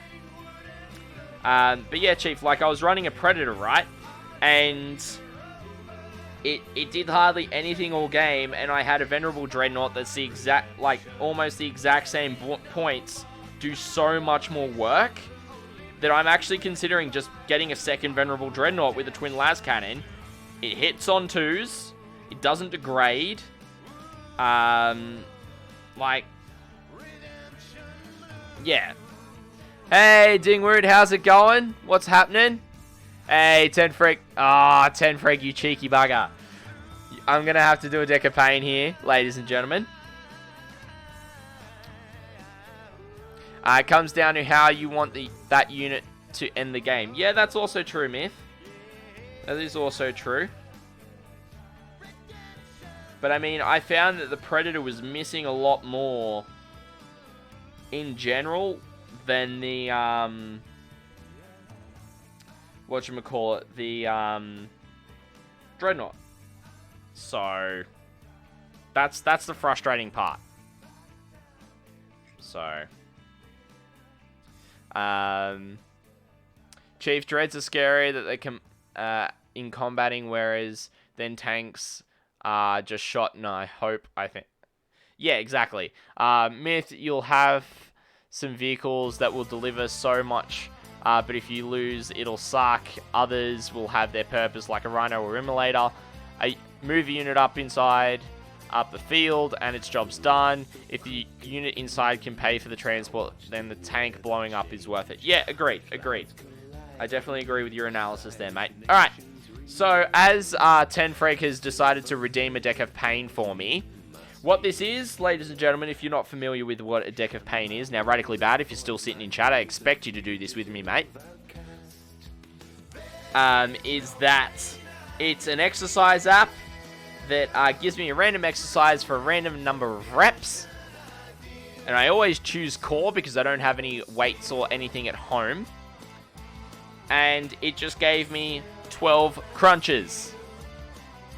But I'm not going to do wussy crunches either. Actual Goldfish Heart was AFK. We got Deck of Pain. Yes, we did Actual Goldfish. So, as per usual, move the chair out of the way. I'll drop the camera a little bit so you're trying to see. Deck of Pain, Deck of Pain, Deck of Pain. Ooh, Chief goes wild. You're funny, mate. So, for the crunches, I'm not going to do just traditional up-down. I do power sit-ups.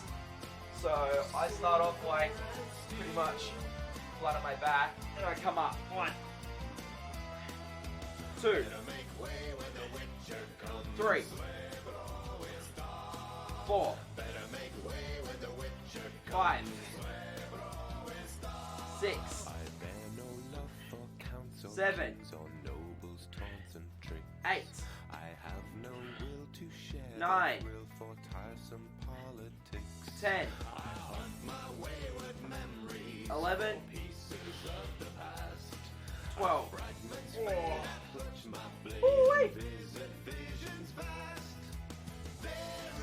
Felt the burn on that one.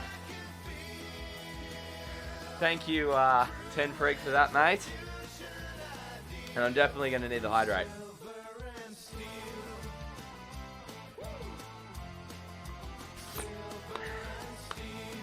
And yeah, Dingwick, I did feel the burn on the abs on that one.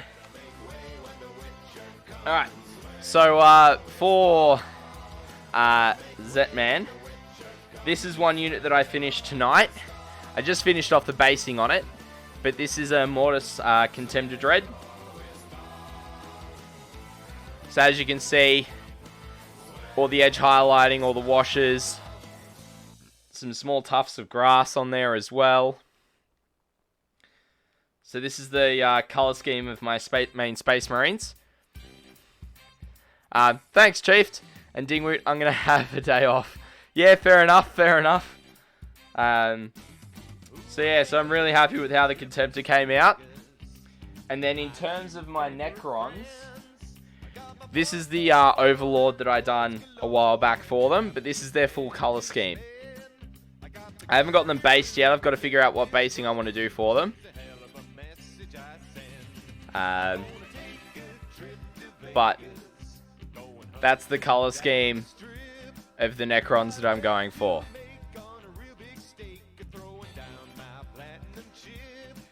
Alright, where was I up to? I was up to doing another Skorpek Destroyer. Alright.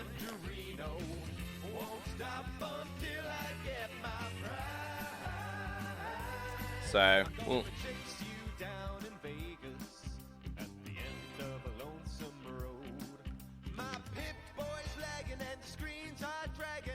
Thanks, 8-Man. Yeah, like, the Necron's fully finished.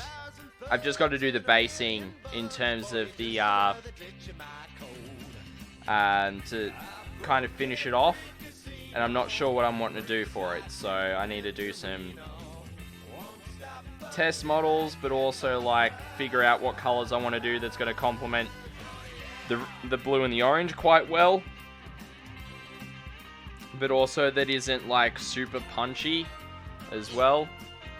Dingwoot, I know it's not the right night, but if you had a new person considering an army, what would you suggest?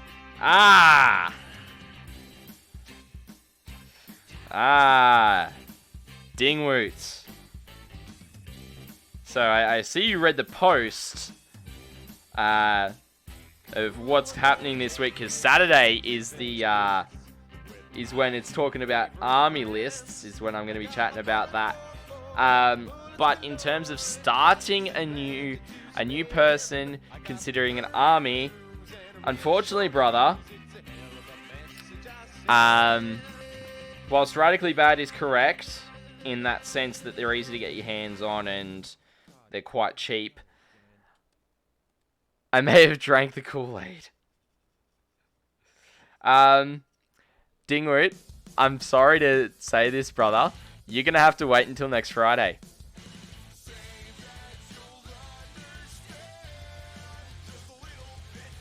Now, for those of you who know what I'm talking about, yes, that is true, actual goldfish, to a certain extent.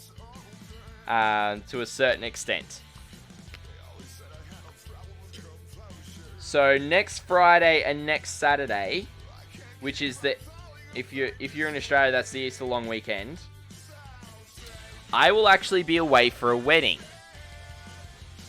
So I won't actually be able to stream. It's all good, Dingwoot. What I'm about to tell you is probably what you're wanting to know. And I will have one of my first, my second YouTube video that I'm doing, but my first in this series, actually directly targeted at people like you, Dingwoot. If you are completely new to the hobby, this video series is going to be for you.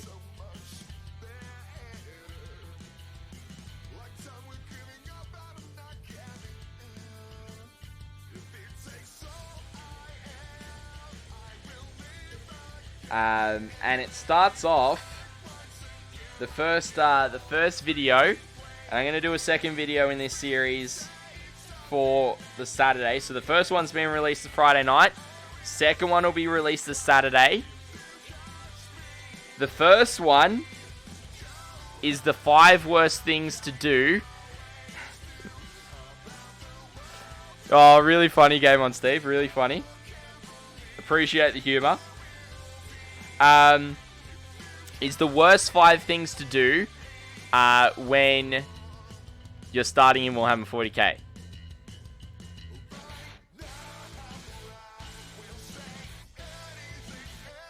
If you are new to 40k. So, I can't remember if you're relatively new or not, but if you're looking at a new army, that's also going to help. But if that's not going to answer your questions, then I'm happy to talk more, because that'll directly cover stuff like army choice and certain other elements, chasing the meta being one of them. So yeah,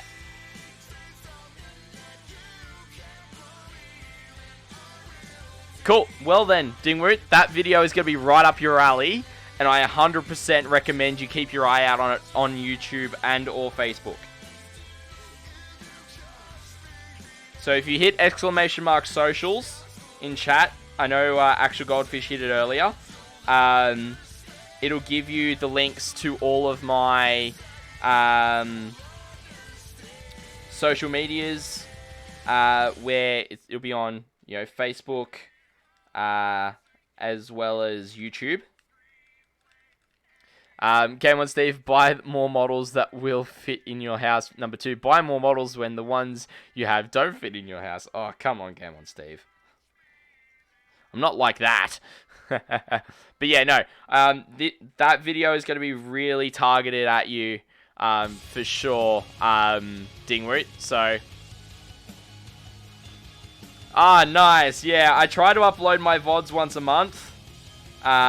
So I was meant to do more work and have a second batch coming out tomorrow, but I don't, for the rest of February, just because there's a couple of big uns in there, one being the first Grim Dave, and I want to split up those games into parts, so, otherwise the video will be, like, literally 9 hours. So,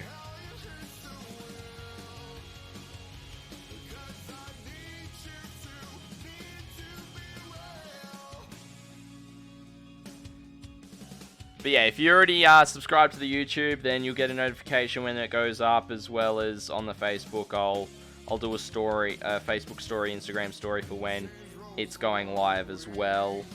So yeah, that does mean that I won't be streaming next Friday and Saturday, ladies and gentlemen. I do apologize about that, but I will be up in Mission Beach, up in Queensland, for a friend's wedding. I'll take photos and all that, and everything. So yeah, no, it's all good, Dingwoot. Like, for you, that'd be perfect, but that, you know, if some people just want to watch one of the games, then I don't want to have them go through the entire video if they're wanting to watch the third game, if that makes sense. That's more the point. And I am absolutely destroying this small dry brush. I'm absolutely destroying it.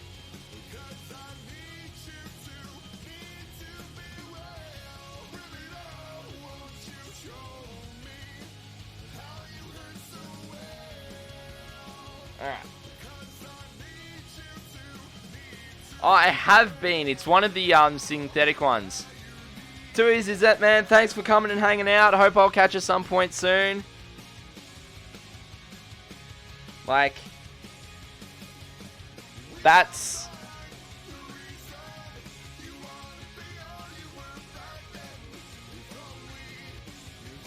Yeah, Turn Freak, I know there's a couple of people that do use it. Use makeup brushes to do dry brushing. But because I'm dry brushing the entire model, that wouldn't really work.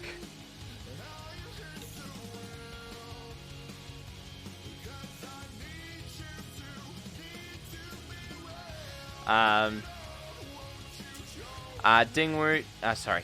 Game on Steve, I'm looking at my bits box to see if I can actually make my Dragoons into Ballistari. Yep. You should be able to. Like, they come with bits for both sides of it. Dingwoot, if I do an army, though, I'm thinking of Ultramarines or a custom Space Marine chapter. Specifically on that, Dingwoot, I would highly recommend doing a custom chapter. Because then you can really paint it how you want. You're not kind of restricted in terms of the models, how they are looking. Sure, you can have your own take on on Ultramarines, as many people do, but also there's kind of that uniform look that everyone's like, oh, you play Ultramarines, that they will start to expect you to have and to follow.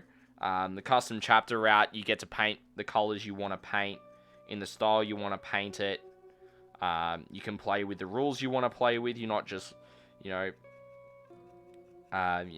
whilst yes, there are, you know, you can play with whatever rules you want. At the end of the day, people will be less inclined to say something to you if it's your own custom chapter about running different rules. I know Myth in chat will like to have a go at me for when I do that for my Marines, just friendly banter.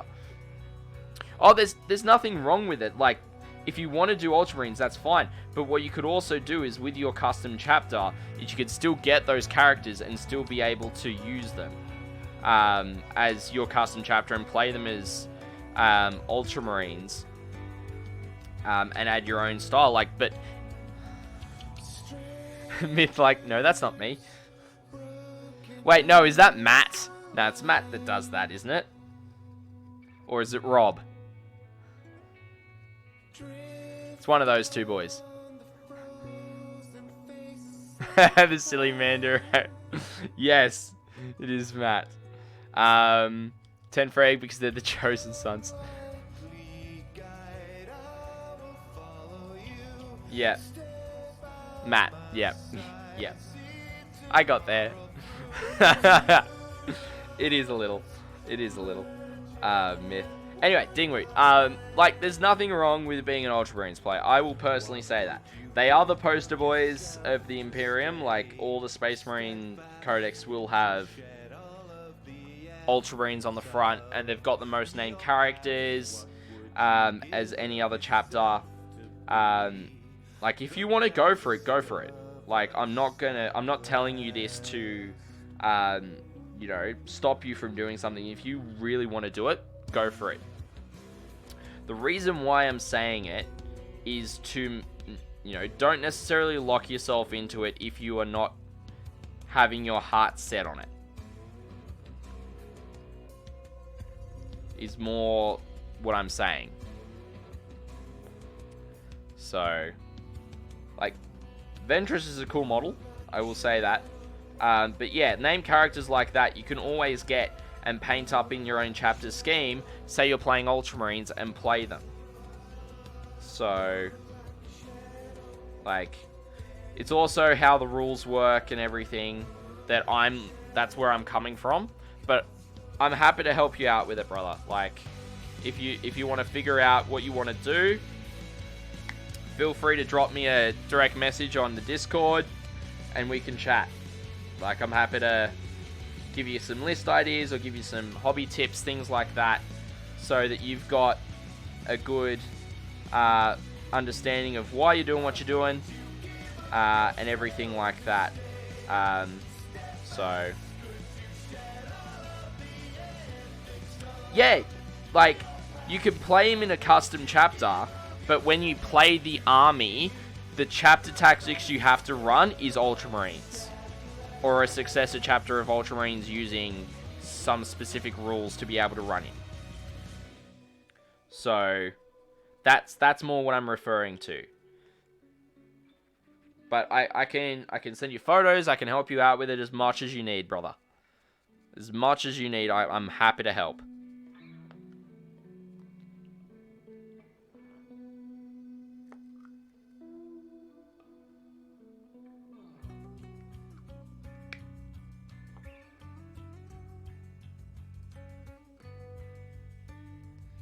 So, yeah, and feel free to post up in the Discord as well. Let other community members help you out. Like, you know, and if people aren't, I jump in and help out as well. Like, you know, this is a community where you can ask questions. Yeah. Don't worry, brother. Like, I've got one too that I need to paint up. So, you're not alone. And my Marines are a custom chapter, and I'm going to be painting him up in my own style. So, you're not alone in doing it, man. So,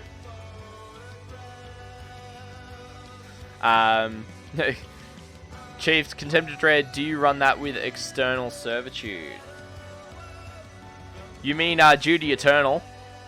They're Chiefed. And no, I don't. The Contemptors don't actually get that. I don't believe. I believe it's only the Venerables.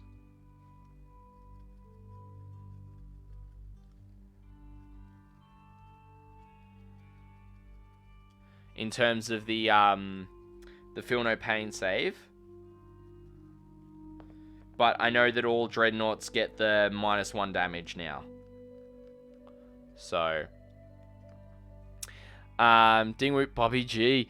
Game on Steve, Bobby G is as he takes a Warlord slot and doesn't break a detachment. Yeah, so he's specifically in a Supreme Command detachment on his own.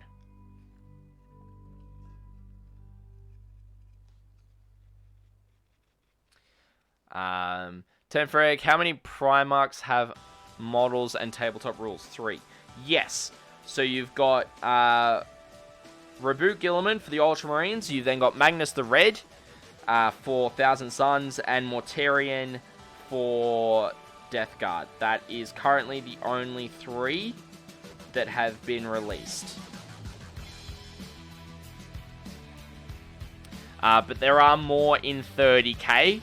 I'm pretty sure most of them have got rules in 30k, and that would mean that there's 19 Primarchs.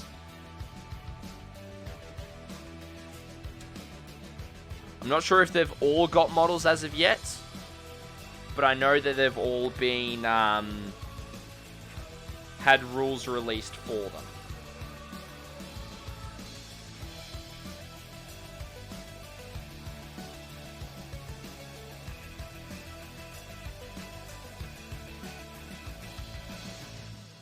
They're all out now, Myth. Awesome. That's good to hear. Was the line the last one then? Yeah, 18 chapters, yeah. But remember that there are 2 Primarchs for the Alpha Legion.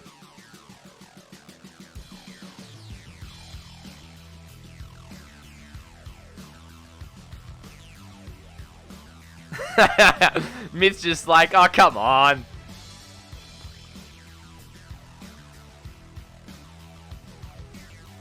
Don't go spilling that nonsense.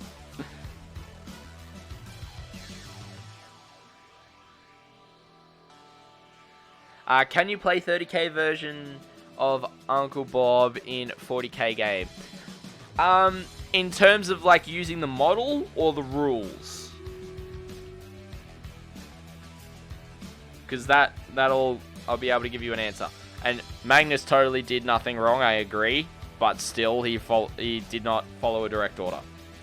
That was the important thing. Alright, thank you everyone for the units. Let's get the battle going.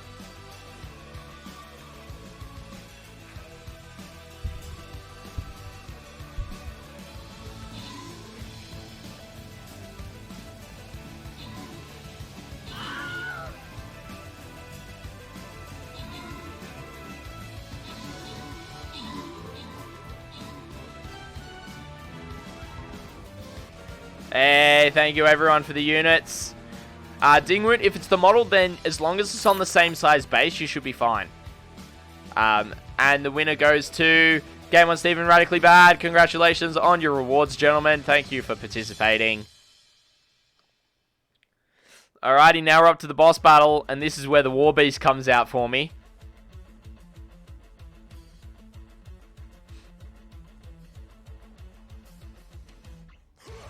Let's go, War Beast.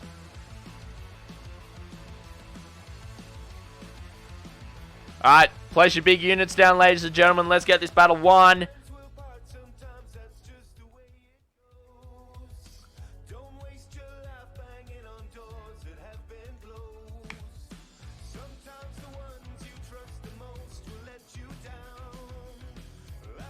All good, Dingwoot. No stress. We'll be here.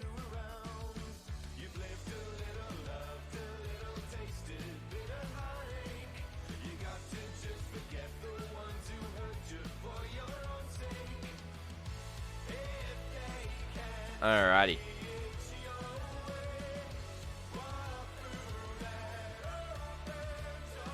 So hopefully we can get this Skorpek Destroyer done, and then we can get the touch-ups done at least on one more Devastator tonight.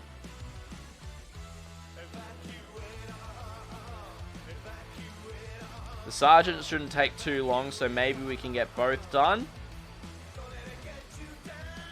We'll see. Right, click back. We are fighting against an Overlord in Stream Raiders. Yes, we actually are. That's hilarious. We are fighting against a Necron Overlord, ladies and gentlemen. Oh, excuse me. So.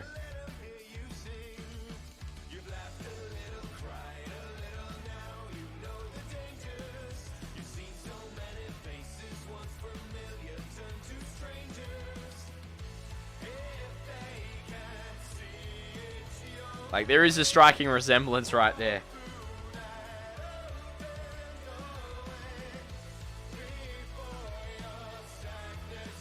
That's for sure.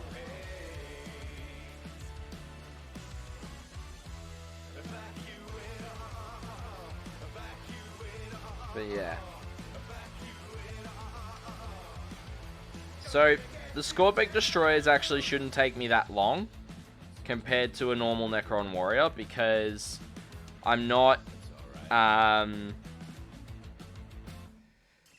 whatchamacallit, I'm not, you know, doing the black on the washes. I'm not washing the black onto them. I might in some spots, but it's not like I have to do 2 layers of black like on the guns. So these guys should actually take a bit quicker than Warriors to paint. The only thing will be like getting the orbs done, because there's a couple more of them all over the spot.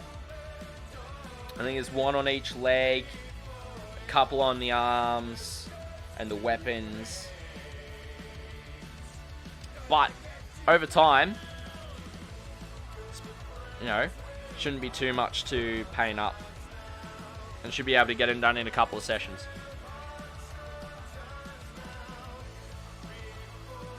Which would be good. It'd be good to have some more Necron units completed for the army.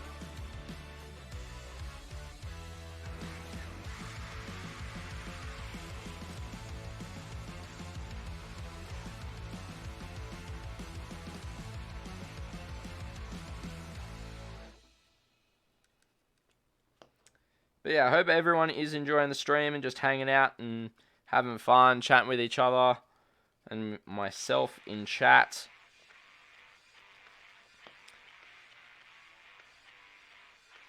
So, I wanna make sound. I wanna change everything. I wanna know it, feel it, take it all. I wanna fix everything. But the hardest part of this is to is anyone else in chat working on hobby this evening? Or this afternoon, or this morning, wherever you are in the world?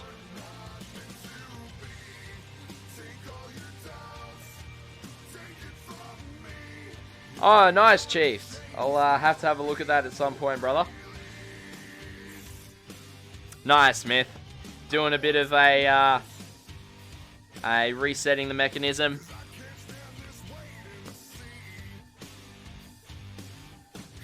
Always good to do that from time to time.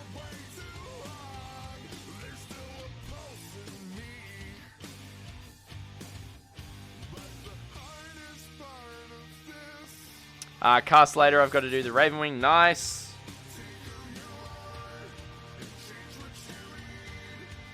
Myth, Lola, 5-year clog one. Yeah, look. I mean, if you don't do it for a while, then obviously, like, it's going to be a thing that you need to do at some point. And it will take a lot of time, but, you know.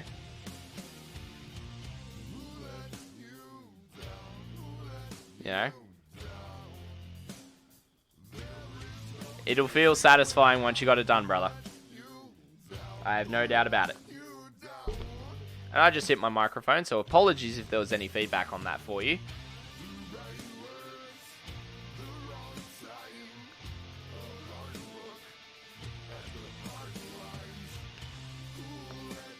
And I forgot to adjust the camera again, because I adjusted it down for the Deck of Pain. I only just realised that. Ted Frag working on some intercessors, just Then just one batch left and I'm done with all my infantry. Awesome, man. That's awesome to hear. That is awesome to hear. Would love to see some photos of it in the Discord as well at some point. So much stuff thrown out and cleared and reorganized. It's good motivation too, because once it's done, then we'll have to start really hitting into the nits. Yeah, for sure, man, for sure.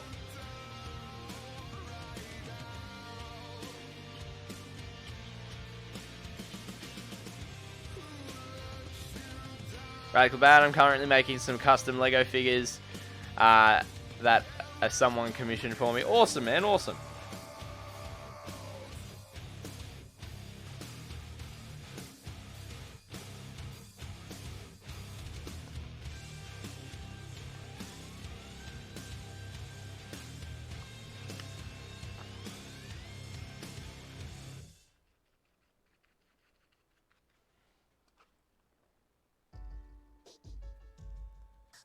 Alright, I'm almost done this guy, which is nice because it's like almost 10 past 9, and I generally only stream till about 10 o'clock on a Tuesday night.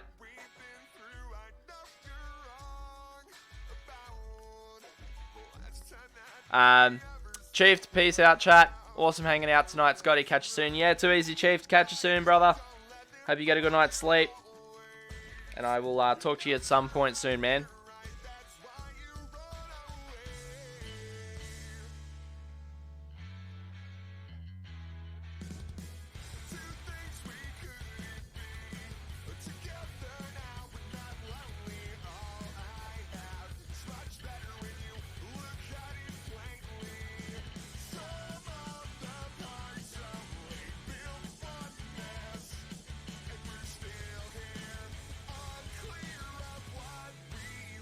Alrighty. So almost done. This guy. Just got to do the underside.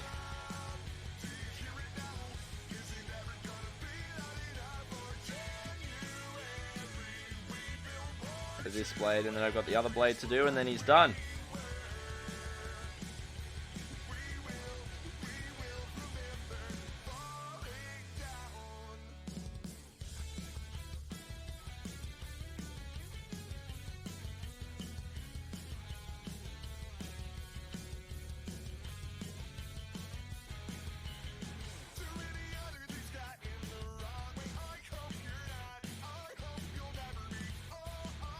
Alright.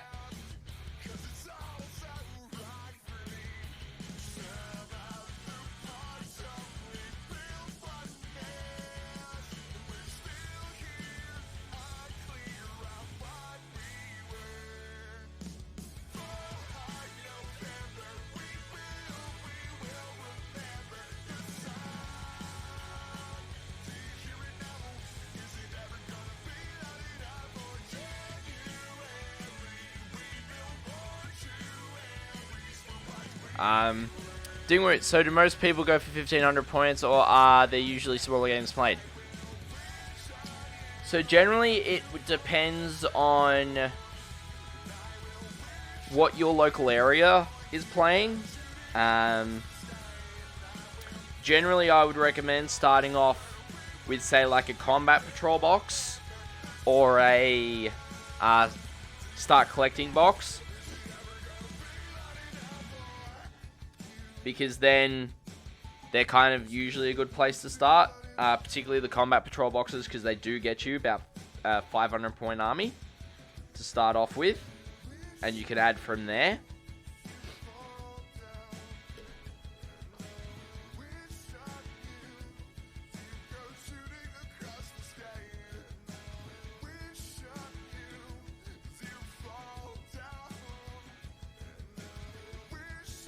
But yeah, it's Radically Bad said, start off with 500 points. I have a recruit box and elite box already. Awesome, that's a great start. So that's got you a captain, a lieutenant, 10 assault intercessors, and a unit of 3 outriders, if memory serves me correctly.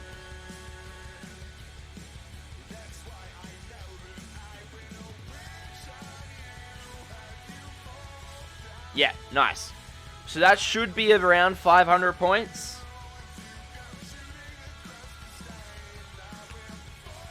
So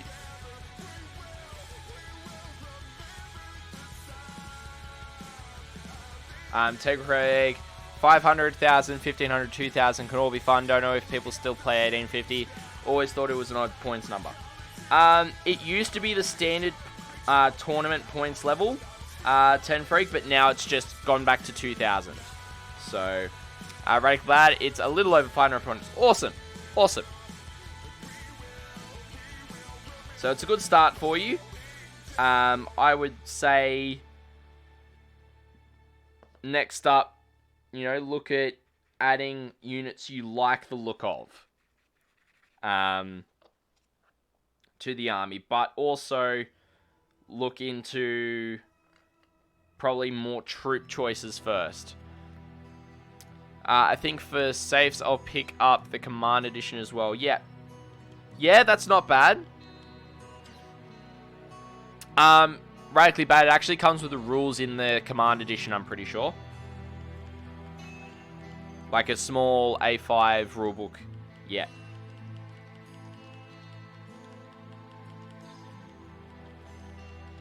Like, even Dingwoot, see if you can get your hands on like a second copy, look on like second-hand marketplaces and see if there's someone looking to sell a rulebook, because there could be people that still have a copy from Indominus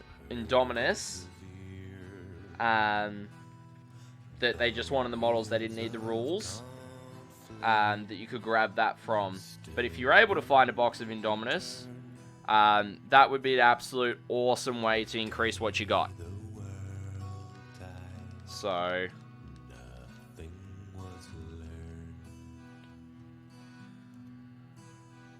and the future's a tunnel stretching endlessly into alright, that's all the Runefang Steel mostly done. Just want to touch up this leg a little bit.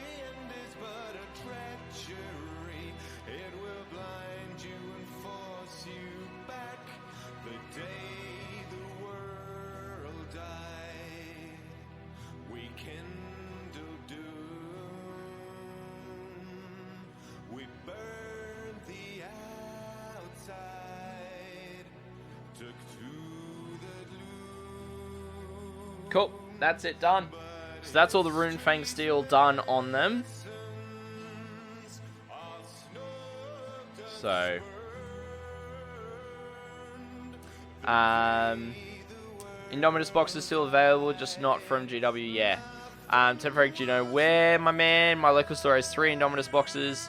I've seen it on various vendors from Amazon. Would they mail order? I'm in the US though. Don't know about where else. Yeah, yeah, that's true, Cuss. You need someone based in the UK to be at as well. Would be a help.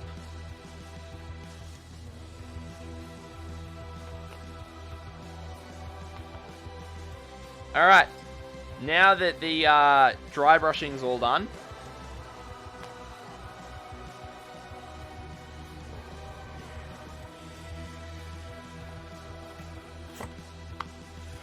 Dingwoot, whereabouts in the world are you, brother?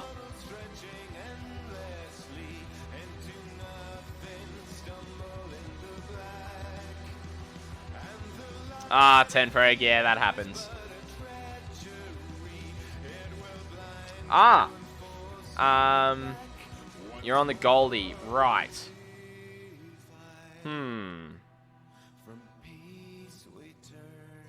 Alright, alright. I keep on getting you and Radically Bad mixed up. Because I know it's like one.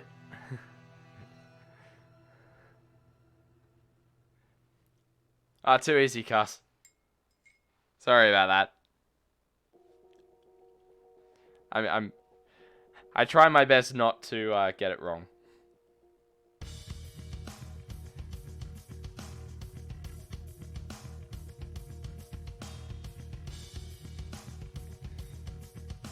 Oh, just happens sometimes. All right, where was I up to? Doing what should we call it? Touch-ups. Let's get the blue out. Let's get the Cantor blue going.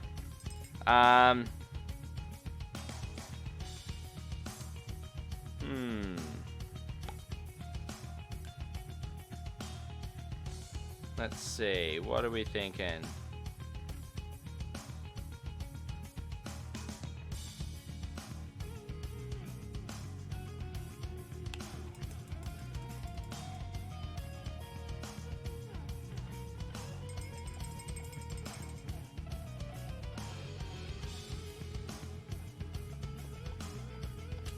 Do I know anyone up that way? Just trying to think if I do.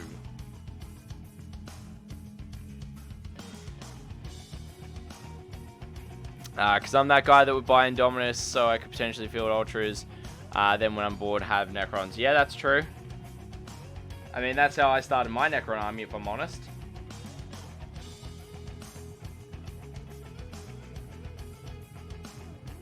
Was that I bought a second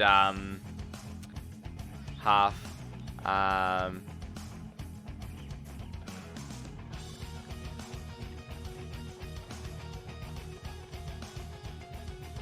Yeah, eBay would be a good spot to check. I agree with you there, Cuss.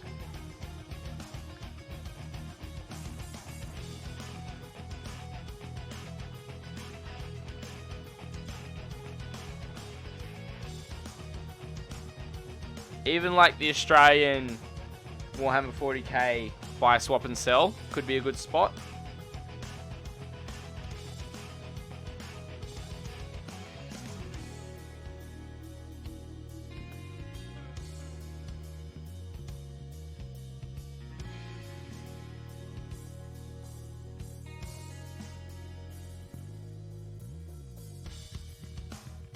Yeah.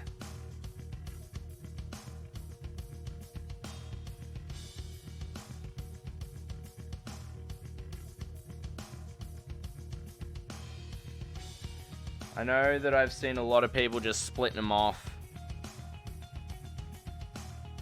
as well, which is unfortunate because I know you'd want a sealed box.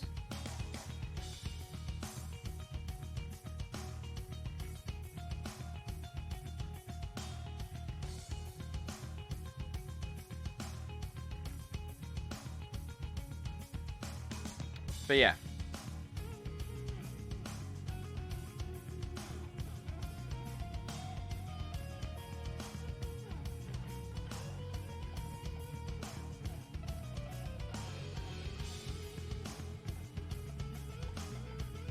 Alright. So the blue shouldn't... I'm gonna hunt though. I know you can still get them. Yeah, you definitely can. You definitely can, Dingwoot. Like, there'll be people wanting to offload them. And I'll keep an eye out for you as well. And if you're in the Discord, I'll flick you a DM if I end up finding a copy for you.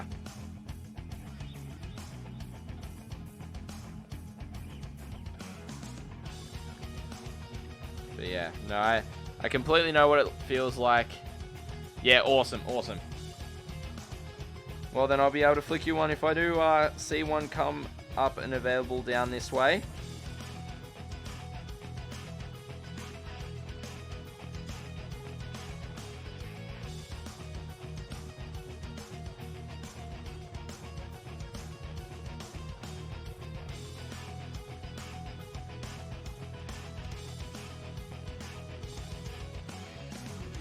Alright.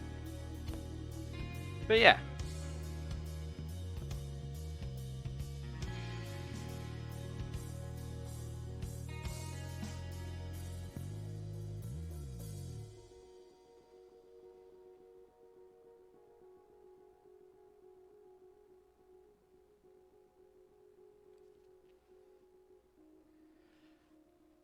So just chipping away at fixing up these touch-ups. and getting them all nice and squared away.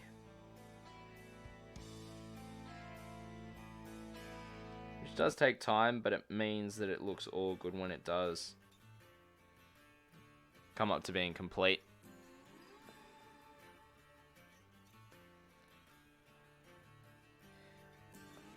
Alright.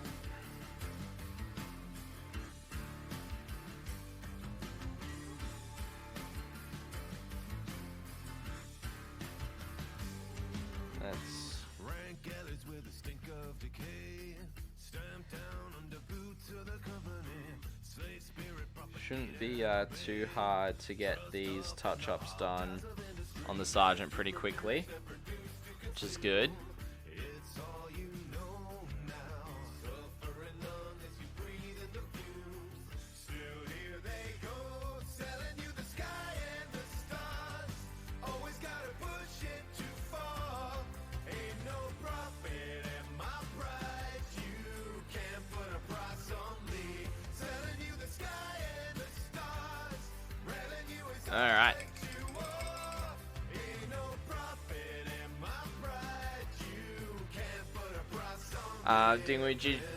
G-Dub should have known that it would have been scaled hard, though.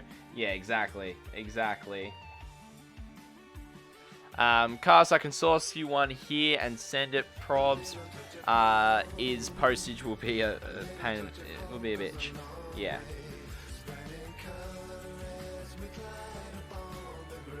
Yeah. That's what we call the Australia tax, cuss. Is everything just gets increased because of postage.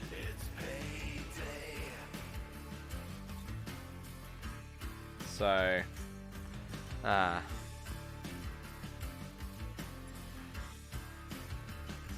yeah, it's pretty on point.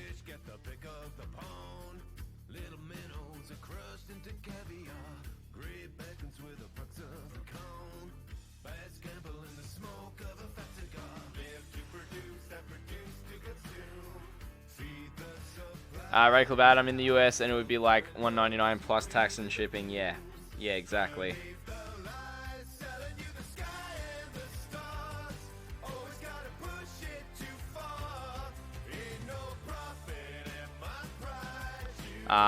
Myth's nasty and GW's own extreme markup. Oh, 100%, 100%, brother. Always GW's markup on top is ridiculous. Like, for those in the States who are viewing, how much was Indominus for you? In American.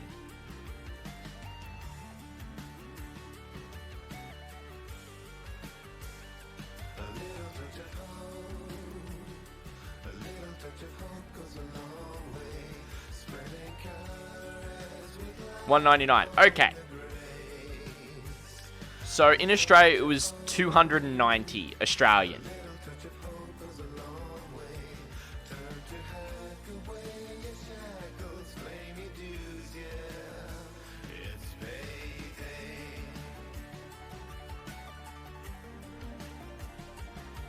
So, if you look at the conversion from American to Australian, that doesn't track.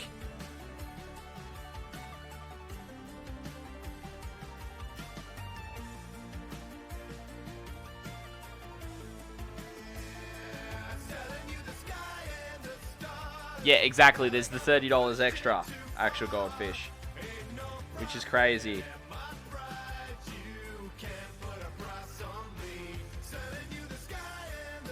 I just forgot there was one more color I needed to touch up on this guy, which was the you shut the bone. Myth, you all remember the good old days of $40 codexes, open store copies, a little letter chart.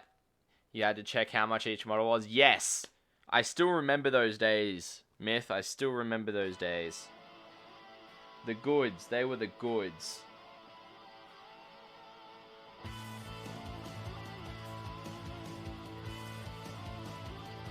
But now, unfortunately, they've gone away from that model. Yep, actual goldfish, for sure.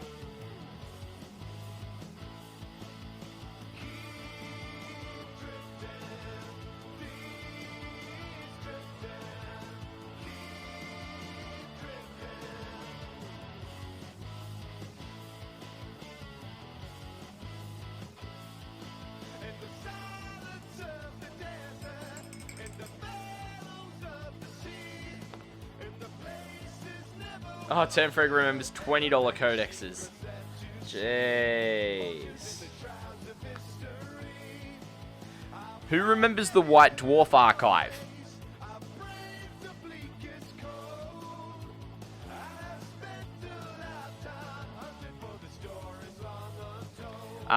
Cast discount retailer. I got mine for £90, so 160 AUD, 130.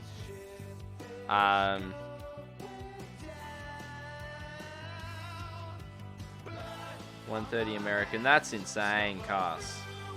Well done.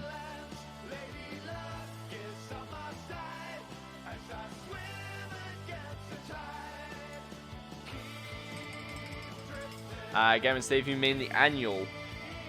Yes and no. I never got my hands on a copy of the annual. However, it was when they still had the online archive on their website. Is what I'm referring to. Actual Goldfish remembers it. There were some good articles in that on there. I actually went through and I've still got a lot of them saved on one of my hard drives. Because it was how they would release new rules for Lord of the Rings and such. They'd do a lot of stuff through White Dwarf and then upload it there if you missed the issue. So that's the primary reason of what I was using it for at the time.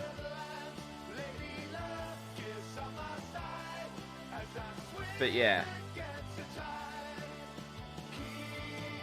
So I don't know, I wish they'd do stuff like that. Like do online rules repositories and all that kind of stuff.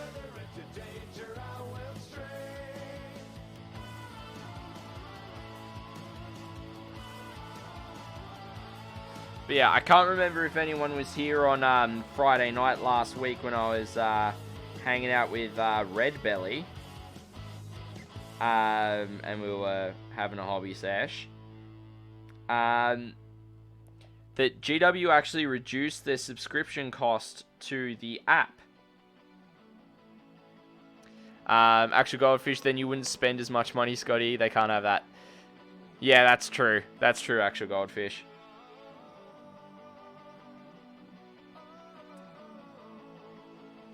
And Cuss saying the app, no. Yeah, they halve the price on it, which is insane.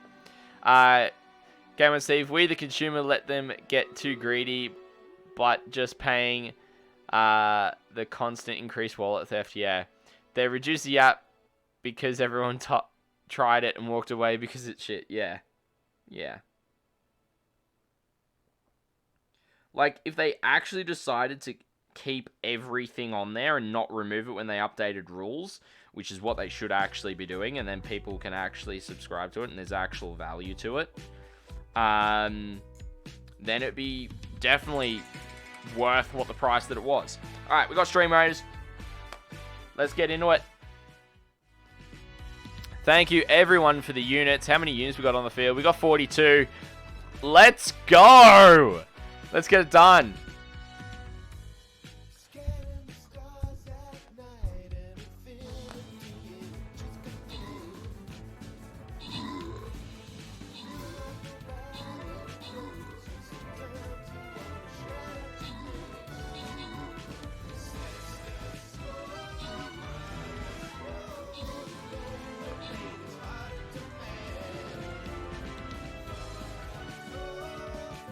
Let's go, everyone. Let's get him. Yeah, well done. Congratulations to everyone. Thank you for the help on the boss. And let's see what we get. Actual Goldfish and Radically Bad both get Berserker Scrolls. Well done. Alrighty. And we'll do one more. Why not? Why not? Let's have a look at where we want to go. We've got the gold chests. There's a green chest as well. Loyalty chest.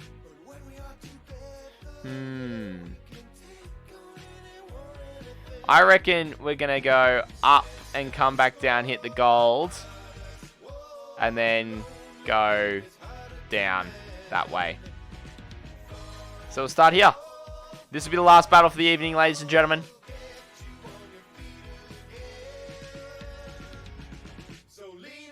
And I'm going to start off with a Berserker. Because why not? Because the actual golf is going berserk. Going nuts.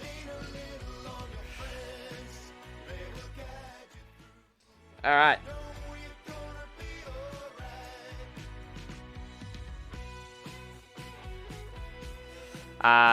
Cast, there's a certain Russian database which is free to use and much more user-friendly.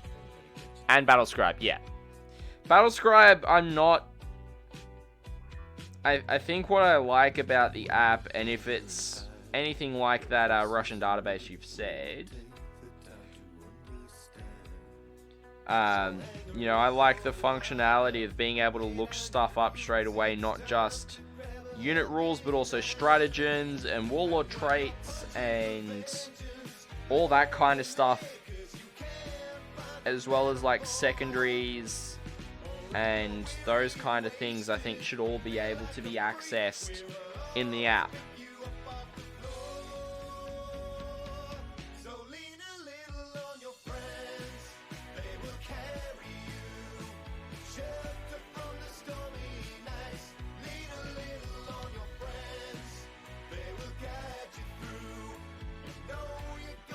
Alright.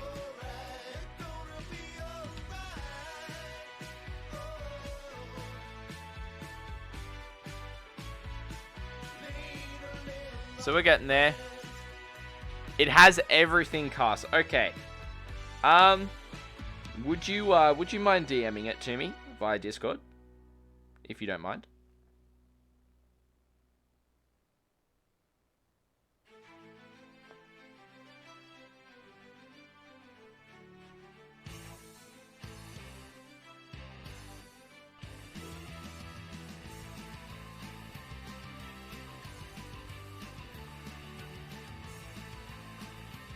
Great. Because that's, as a commentator, I need as much info as possible.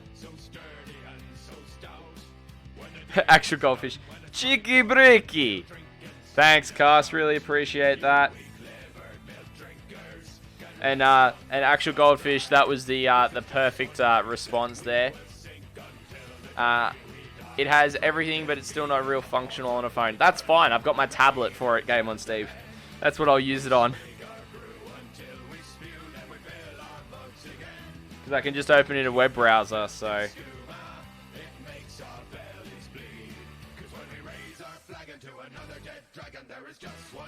But yeah, actual goldfish. Oh, I haven't played Tarkov in so long, man. Have you played any of it recently?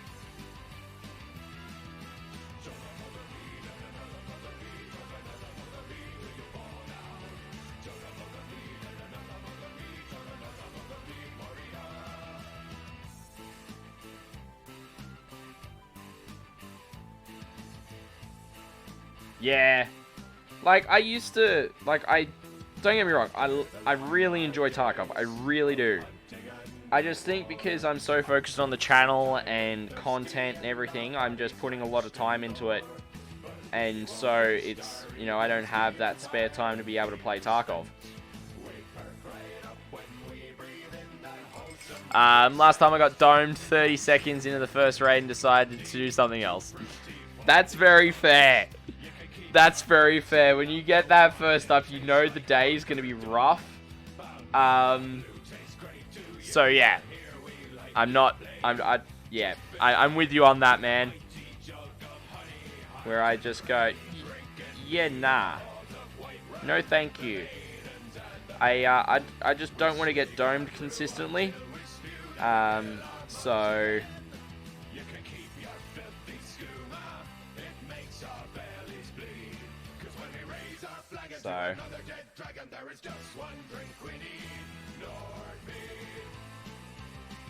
Mind you, I have watched a couple of Tarkov streams recently.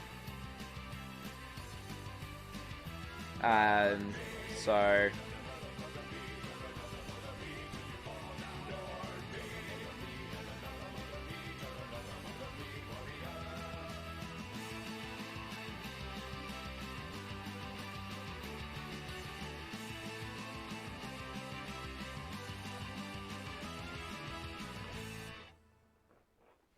But yeah, no. Look, I do enjoy Tarkov. It's probably one of my more favorite games at the moment, if I was to go and play video games. So, but it's not something that's... Alright.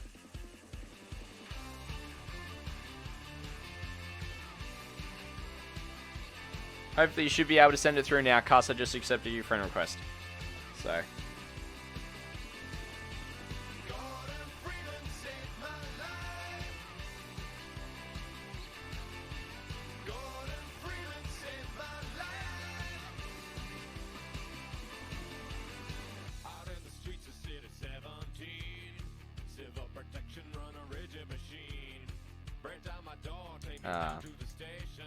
But yeah, no.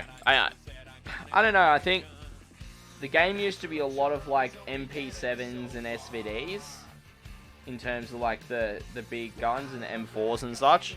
I find when I take a while off it, can be a few raids before I shake off the rust, but the last try was just like, yeah, nah, this is gonna be meh. Yeah, like, I mean, if I'm trying to get back into it and shake off rust, I'll just do a session of just purely scav runs. I won't even worry about doing a PMC run, I'll just do scav runs. Get my head back in it, understand what the controls are, all the movement, all that kind of stuff, and just focus on it that way, rather than doing it on a PMC, risking gear. Warm up on a scav always, is my my mentality with it. So...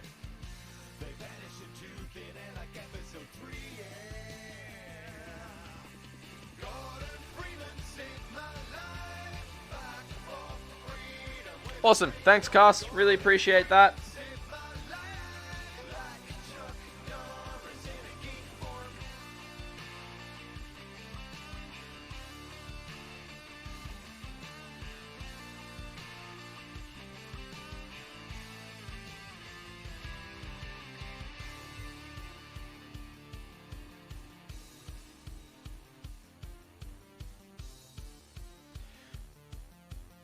Yeah, it can be a good idea to do YOLO scav runs, get in and rush gunshots, get the fights in. Yeah, 100%.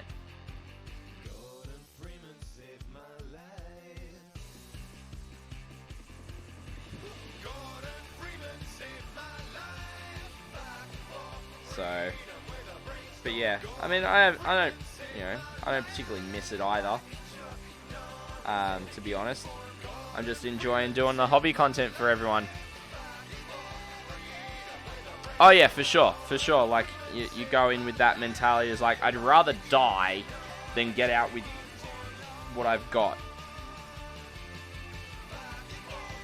It's that whole thing of run towards the gunfire, not run away from it. And then if you get lucky and kill a Chad, well... then you try and get out.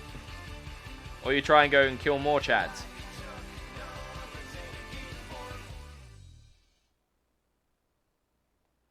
But yeah.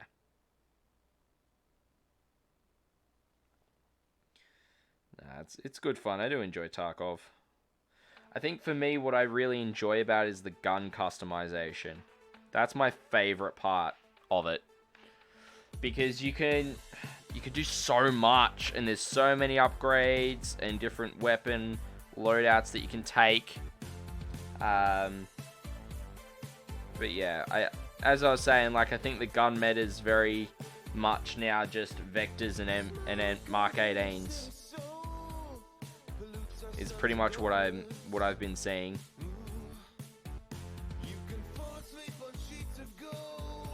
So whilst yes, you can run into the Val Gamers every so often as well, the Vector, the 9mm Vector just slaps. So...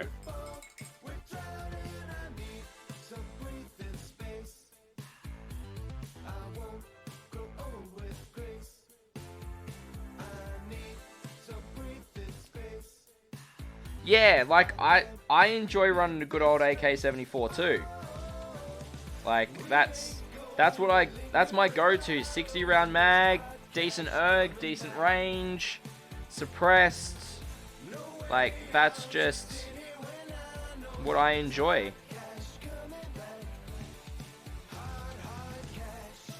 You know, and it's not expensive either. Like, I think maybe I can build a gun for that for like 100 grand in game. I'll clarify that, and that it's in rubles. Yeah, exactly. So, you know, that's what I like about it. And you know, it's still got great ammo choices. So,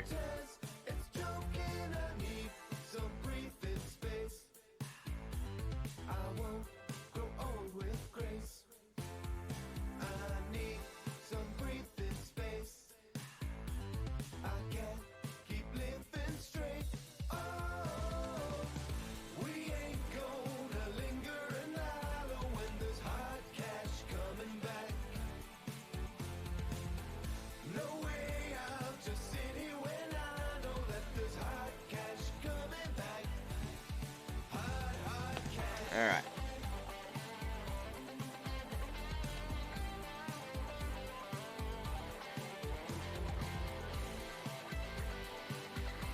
Almost done the blue touch-ups on here.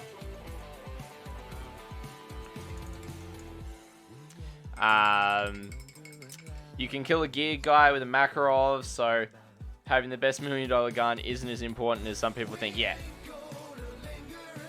As I think Dr. Lupo said this when I was in one of his streams, it's not about the gun you're using, it's about the ammo you're shooting, is what's important. You know, if you're using an AK that's got BT, BS, or 7N39 ammo compared to, say, a Vector that's running PST, GZSH ammo, that ammo is absolute trash. But, you know, yeah, sure, the firepower, it puts out shots like nobody's business, but if you don't have the right ammo, then it's not going to be able to get through some of the armor, and someone with a bit better ammo, like, say, green traces for 9mm, or, you know, BTs, then they're going to be able to do stuff. So, you know. But anyway, that's a bit of insight into my gaming mind frame for everyone in chat.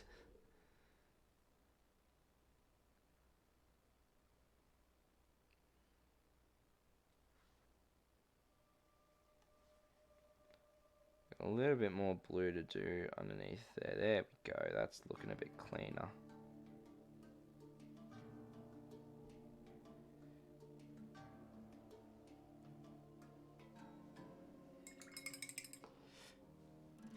Yeah, 100% ammo trumps the gun every time. Yeah, for sure. For sure. Always does. Always. What do I need? What do I need? I think I'm going to go with black for the hair first.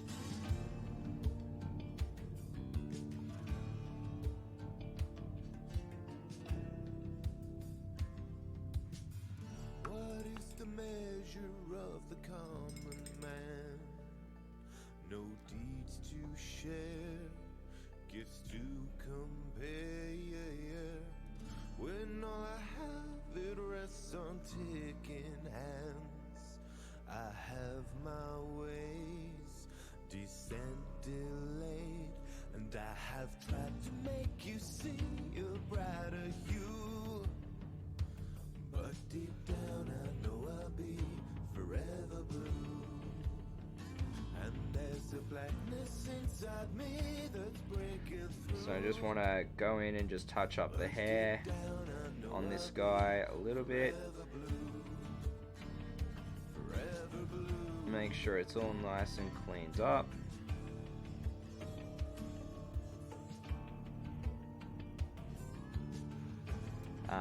And then it's going to be pretty much done. Then I need to do your Sharpie Bone. Of waste and toil, empires are built upon the ashes of the weak and frail, those doomed to fail. And I've been trying to set free a lot of you, but deep down I know I'll be forever blue. And there's a blackness inside me that's breaking through, but deep down I know Alrighty. forever blue, forever blue, forever blue. My colors will release the bonds again. I'm going into all I could have been. My colors will release the bonds again. I'm going into all I could have been. All of these changes that you see, maybe it's all just chemistry. Alright. And Maybe it's all just chemistry. It's all just chemistry.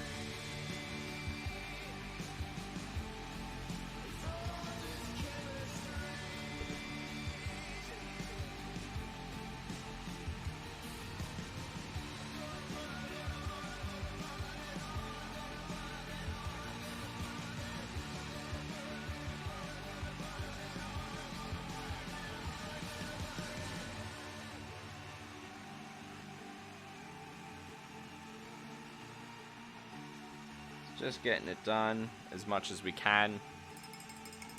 I don't think I'll get the Devastators done for this month for the War on Grey Plastic, unfortunately. But I reckon, for the most part, I'll be able to get these three at least done. Because if I've got, what, I've got Friday night, I've got Saturday. Washers shouldn't take too long on these guys, because there's literally maybe 3 to 4 washers. And then edge highlighting. Oh, excuse me. So, it is what it is.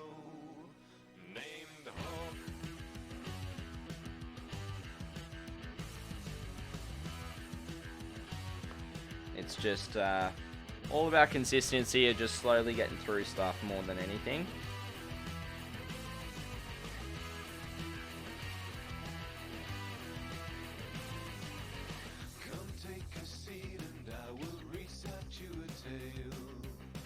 But yeah, if I hadn't have had to take the week off from being sick, I reckon I would have had these guys finished easily.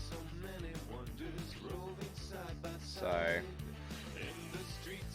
but you know, that is what it is.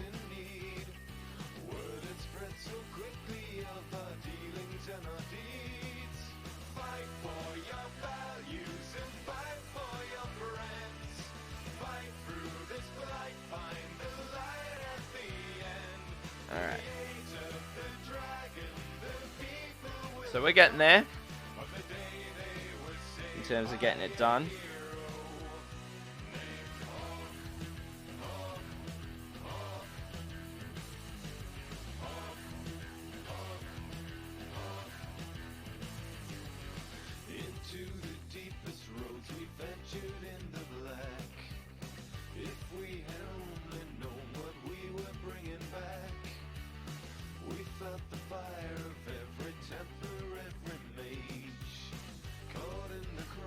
So this is the thing, is that I want to be really careful with these touch-ups, because I don't want to get to a point where I'm then having to go back over the blue again.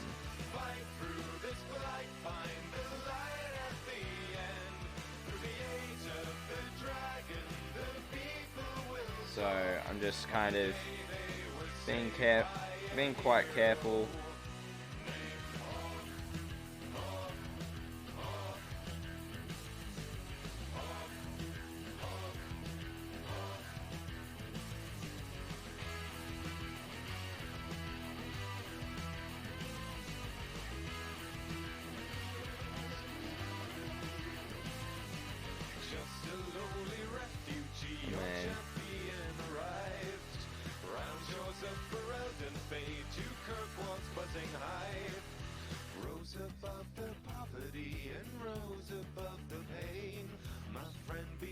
Getting it done.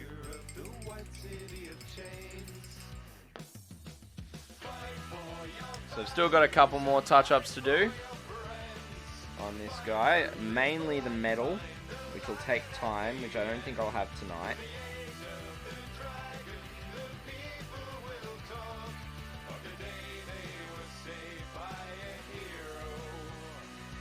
But slowly getting through it, which is always cool.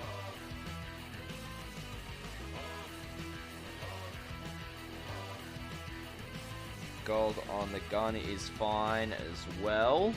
So that's the gold done. I don't have any red to do. But I have got the metal.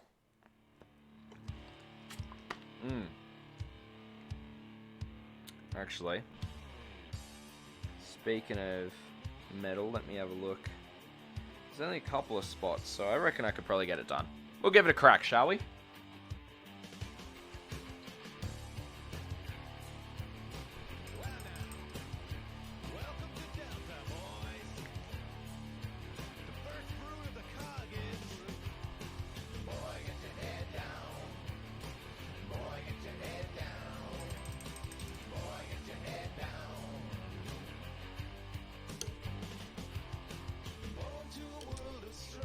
Goodness me. There we go. Got it.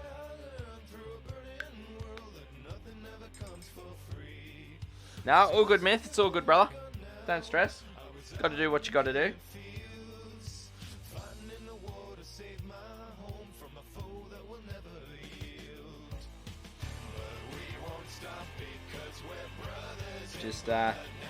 Just been chipping away, getting the painting.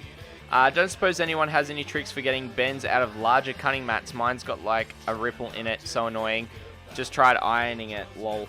I would say leave it out in the sun for like an hour or so.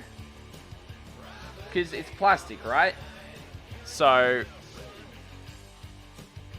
yeah, you could put something heavy on it.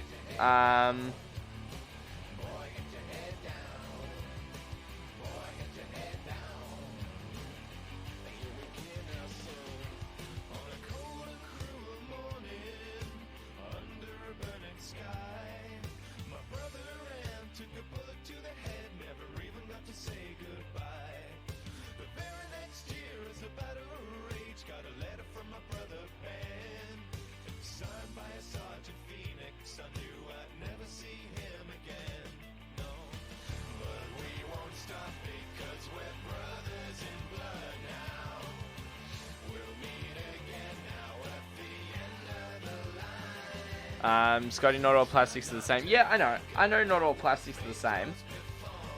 But if it's a plastic cutting mat, like, I've had it bend in the sun, personally. So I can say that you can leave it out and it will be able to be malleable. So if you leave it out in the sun for an hour and then put something heavy on it that's the entire size of it to flatten it, you should be right, in my opinion. So,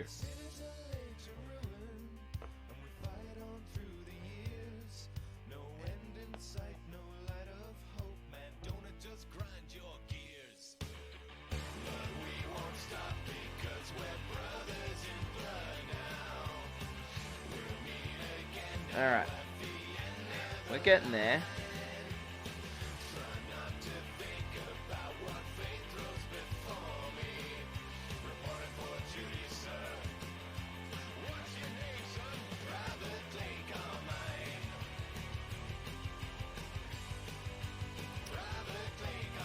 Nah, all good, Zate, man. All good.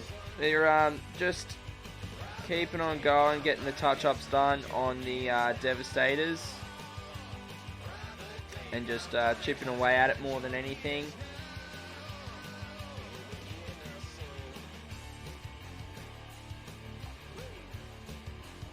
So I'd say that's pretty much touch-ups done for the most part. Is there any touch-ups on the metal on the backpack? Yes. And once I get these guys touched up, Zate, man, I normally stream on Tuesday nights for about 3 hours. I do have a schedule panel down below, but generally between 3 and 4 hours, unless I'm doing something specific like doing a 12-hour stream or doing a event. Things like that will generally also be longer. Just depends on, yeah, what the content of the stream is. Game and Steve, if it's a big cutting mat like A3 size, hot water in a bath and leave it, say, 15 minutes, then take it out, put a towel over it on the floor, then something heavy to cover it. Yeah, that'd also work, hot water.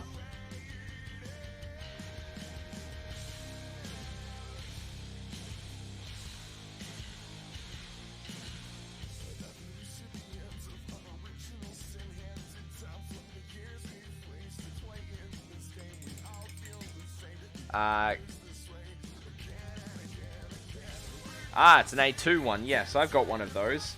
They're huge.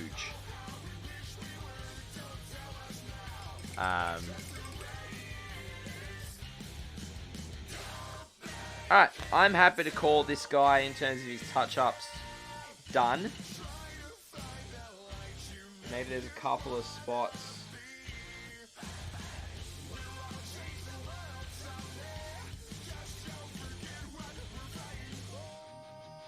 That I still need to touch up.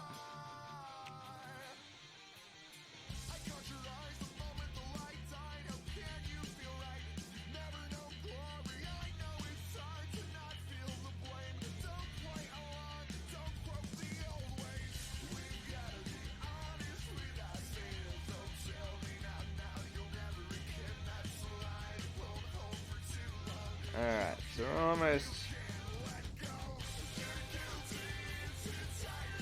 done with the touch-ups. Perfect. Alright. So that's all the touch-ups done on the Sergeant, which is great.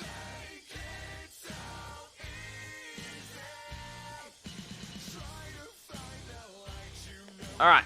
Well, stream rate is up in about 2 minutes. So I can probably do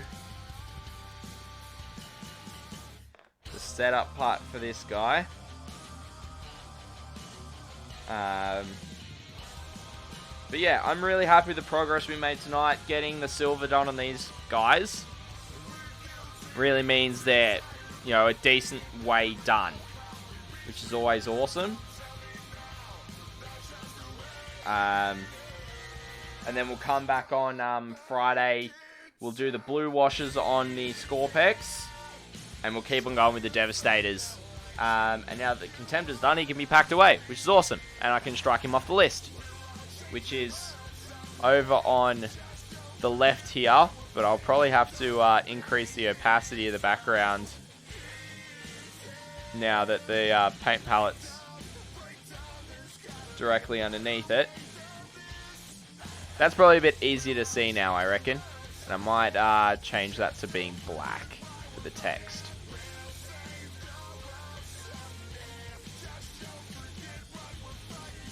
There we go. It's probably a bit easier to read. But yeah, we'll jump over to Stream Raiders when that is ready, and then we shall be wrapping up the stream for the evening.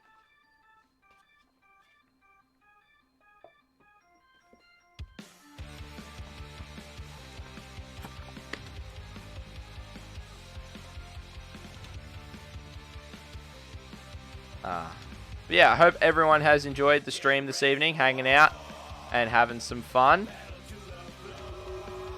Alright, let's head over to Stream Raiders. Thank you everyone for the units. A big 51 units. Wow, hot damn. Thank you everyone. Let's get it going.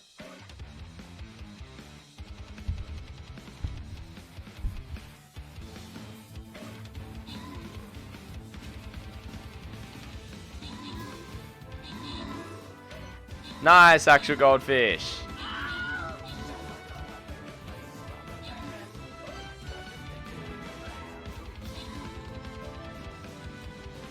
Sick. We won. Well done. Alrighty, and the winners go to Dingwoot, Game On Steve, and Metropolis. Congratulations, everyone. Thank you, everyone, for participating in Stream Raiders this evening. It's absolutely awesome to see everyone hanging out, having some fun. Yeah, it was easy claps. Easy claps.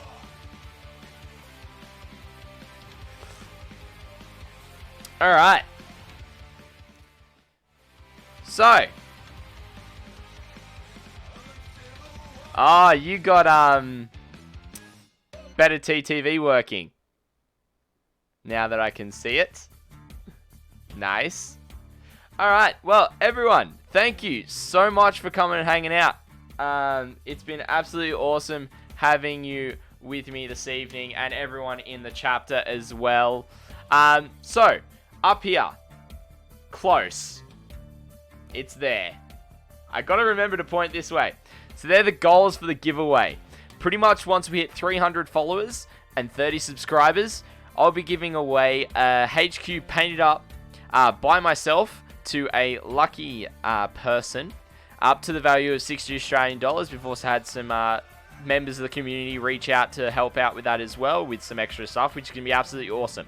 So, as soon as we hit 300 followers, which we're at 217, which is awesome considering I was only starting the year at 78, so to be close to double the start. Oh, Radically Bad wants to win it pretty bad. Ooh, brother. So, and we're currently on 7 subscribers, so if we get up to 30, as well as hitting 300 followers, then that'll mean that it'll trigger doing the giveaway, and I'll start that up, which is absolutely awesome. Now, if you have joined us this evening for the first time, I absolutely hope you've enjoyed hanging out with us. Thanks to Actual Goldfish for the resub again. And then we had Zetman come in, drop a follow. We also had Late Night Painter come in with a raid as well, which is absolutely awesome. So if you guys do want to jump in and join in with the community a lot more, head over to my Discord. We got channels there to talk about painting and hobbying and sharing your models that you're working on, as well as army lists and list ideas, with some voice channels in there to chat with people as well. It's where I post up what the schedule's going to be for the week, when I'm going to be going live, and I'm in there a fair bit as well. You can always ping me in there and get my opinion on something, and I'm pretty active there. However, if you're more of a social media butterfly, you can head over to my Facebook, Instagram, and YouTube as well. You'll see me constantly posting on Facebook and YouTube. I try to get a post out every day, either a post or a story, if not both, about, what's coming up on stream, or, what I'm doing every day. Like, I'll generally post when I'm hitting the gym, or, with me going away for this wedding coming up. There'll be some photos from that as well. Just to give you an idea of what's happening the next week, we got Friday night is another hobby night, but we're also previewing the Drukhari rules that are being released this Saturday. So that'll be kicking off from 7:30 p.m. Australian Eastern Daylight Savings Time. And then on Saturday is another hobby day, hanging out, but we're going to be talking army lists. So if you've got an army list ideas, or you want help building a list, that is the stream to be here for. We'll be able to work them out together as a community, help each other out, and really support each other get better, and encourage new people like Dingwoot, who's just decided to jump in, which is awesome, to be jumping in as well, which is awesome. Next Tuesday night is also the startup of our local league, and I'll be doing Tuesday night fights once again every fortnight, which is going to be absolutely awesome. Can't wait to bring you those again too. So I believe the first round's 1,000 points, and we'll be starting off with that. I've got to tee up a match, and then that'll be the only stream for a week. Now, next Friday and next Saturday, I won't be streaming because I'll be away at the wedding. I'll be doing some story posts and photos for you guys, but also I'll be having videos up on the YouTube instead of the streams, which is going to be absolutely awesome. So, for tonight, we're going to finish off with doing something that we love to do, and we're going to go support a good friend of mine. He was with us on Friday night, so if you know Red Belly, we're going to go raid Red Belly as we normally do on a Tuesday night. He's another local Australian hobbyist based here in Canberra. He's absolutely awesome bloke. So we're going to go raid him.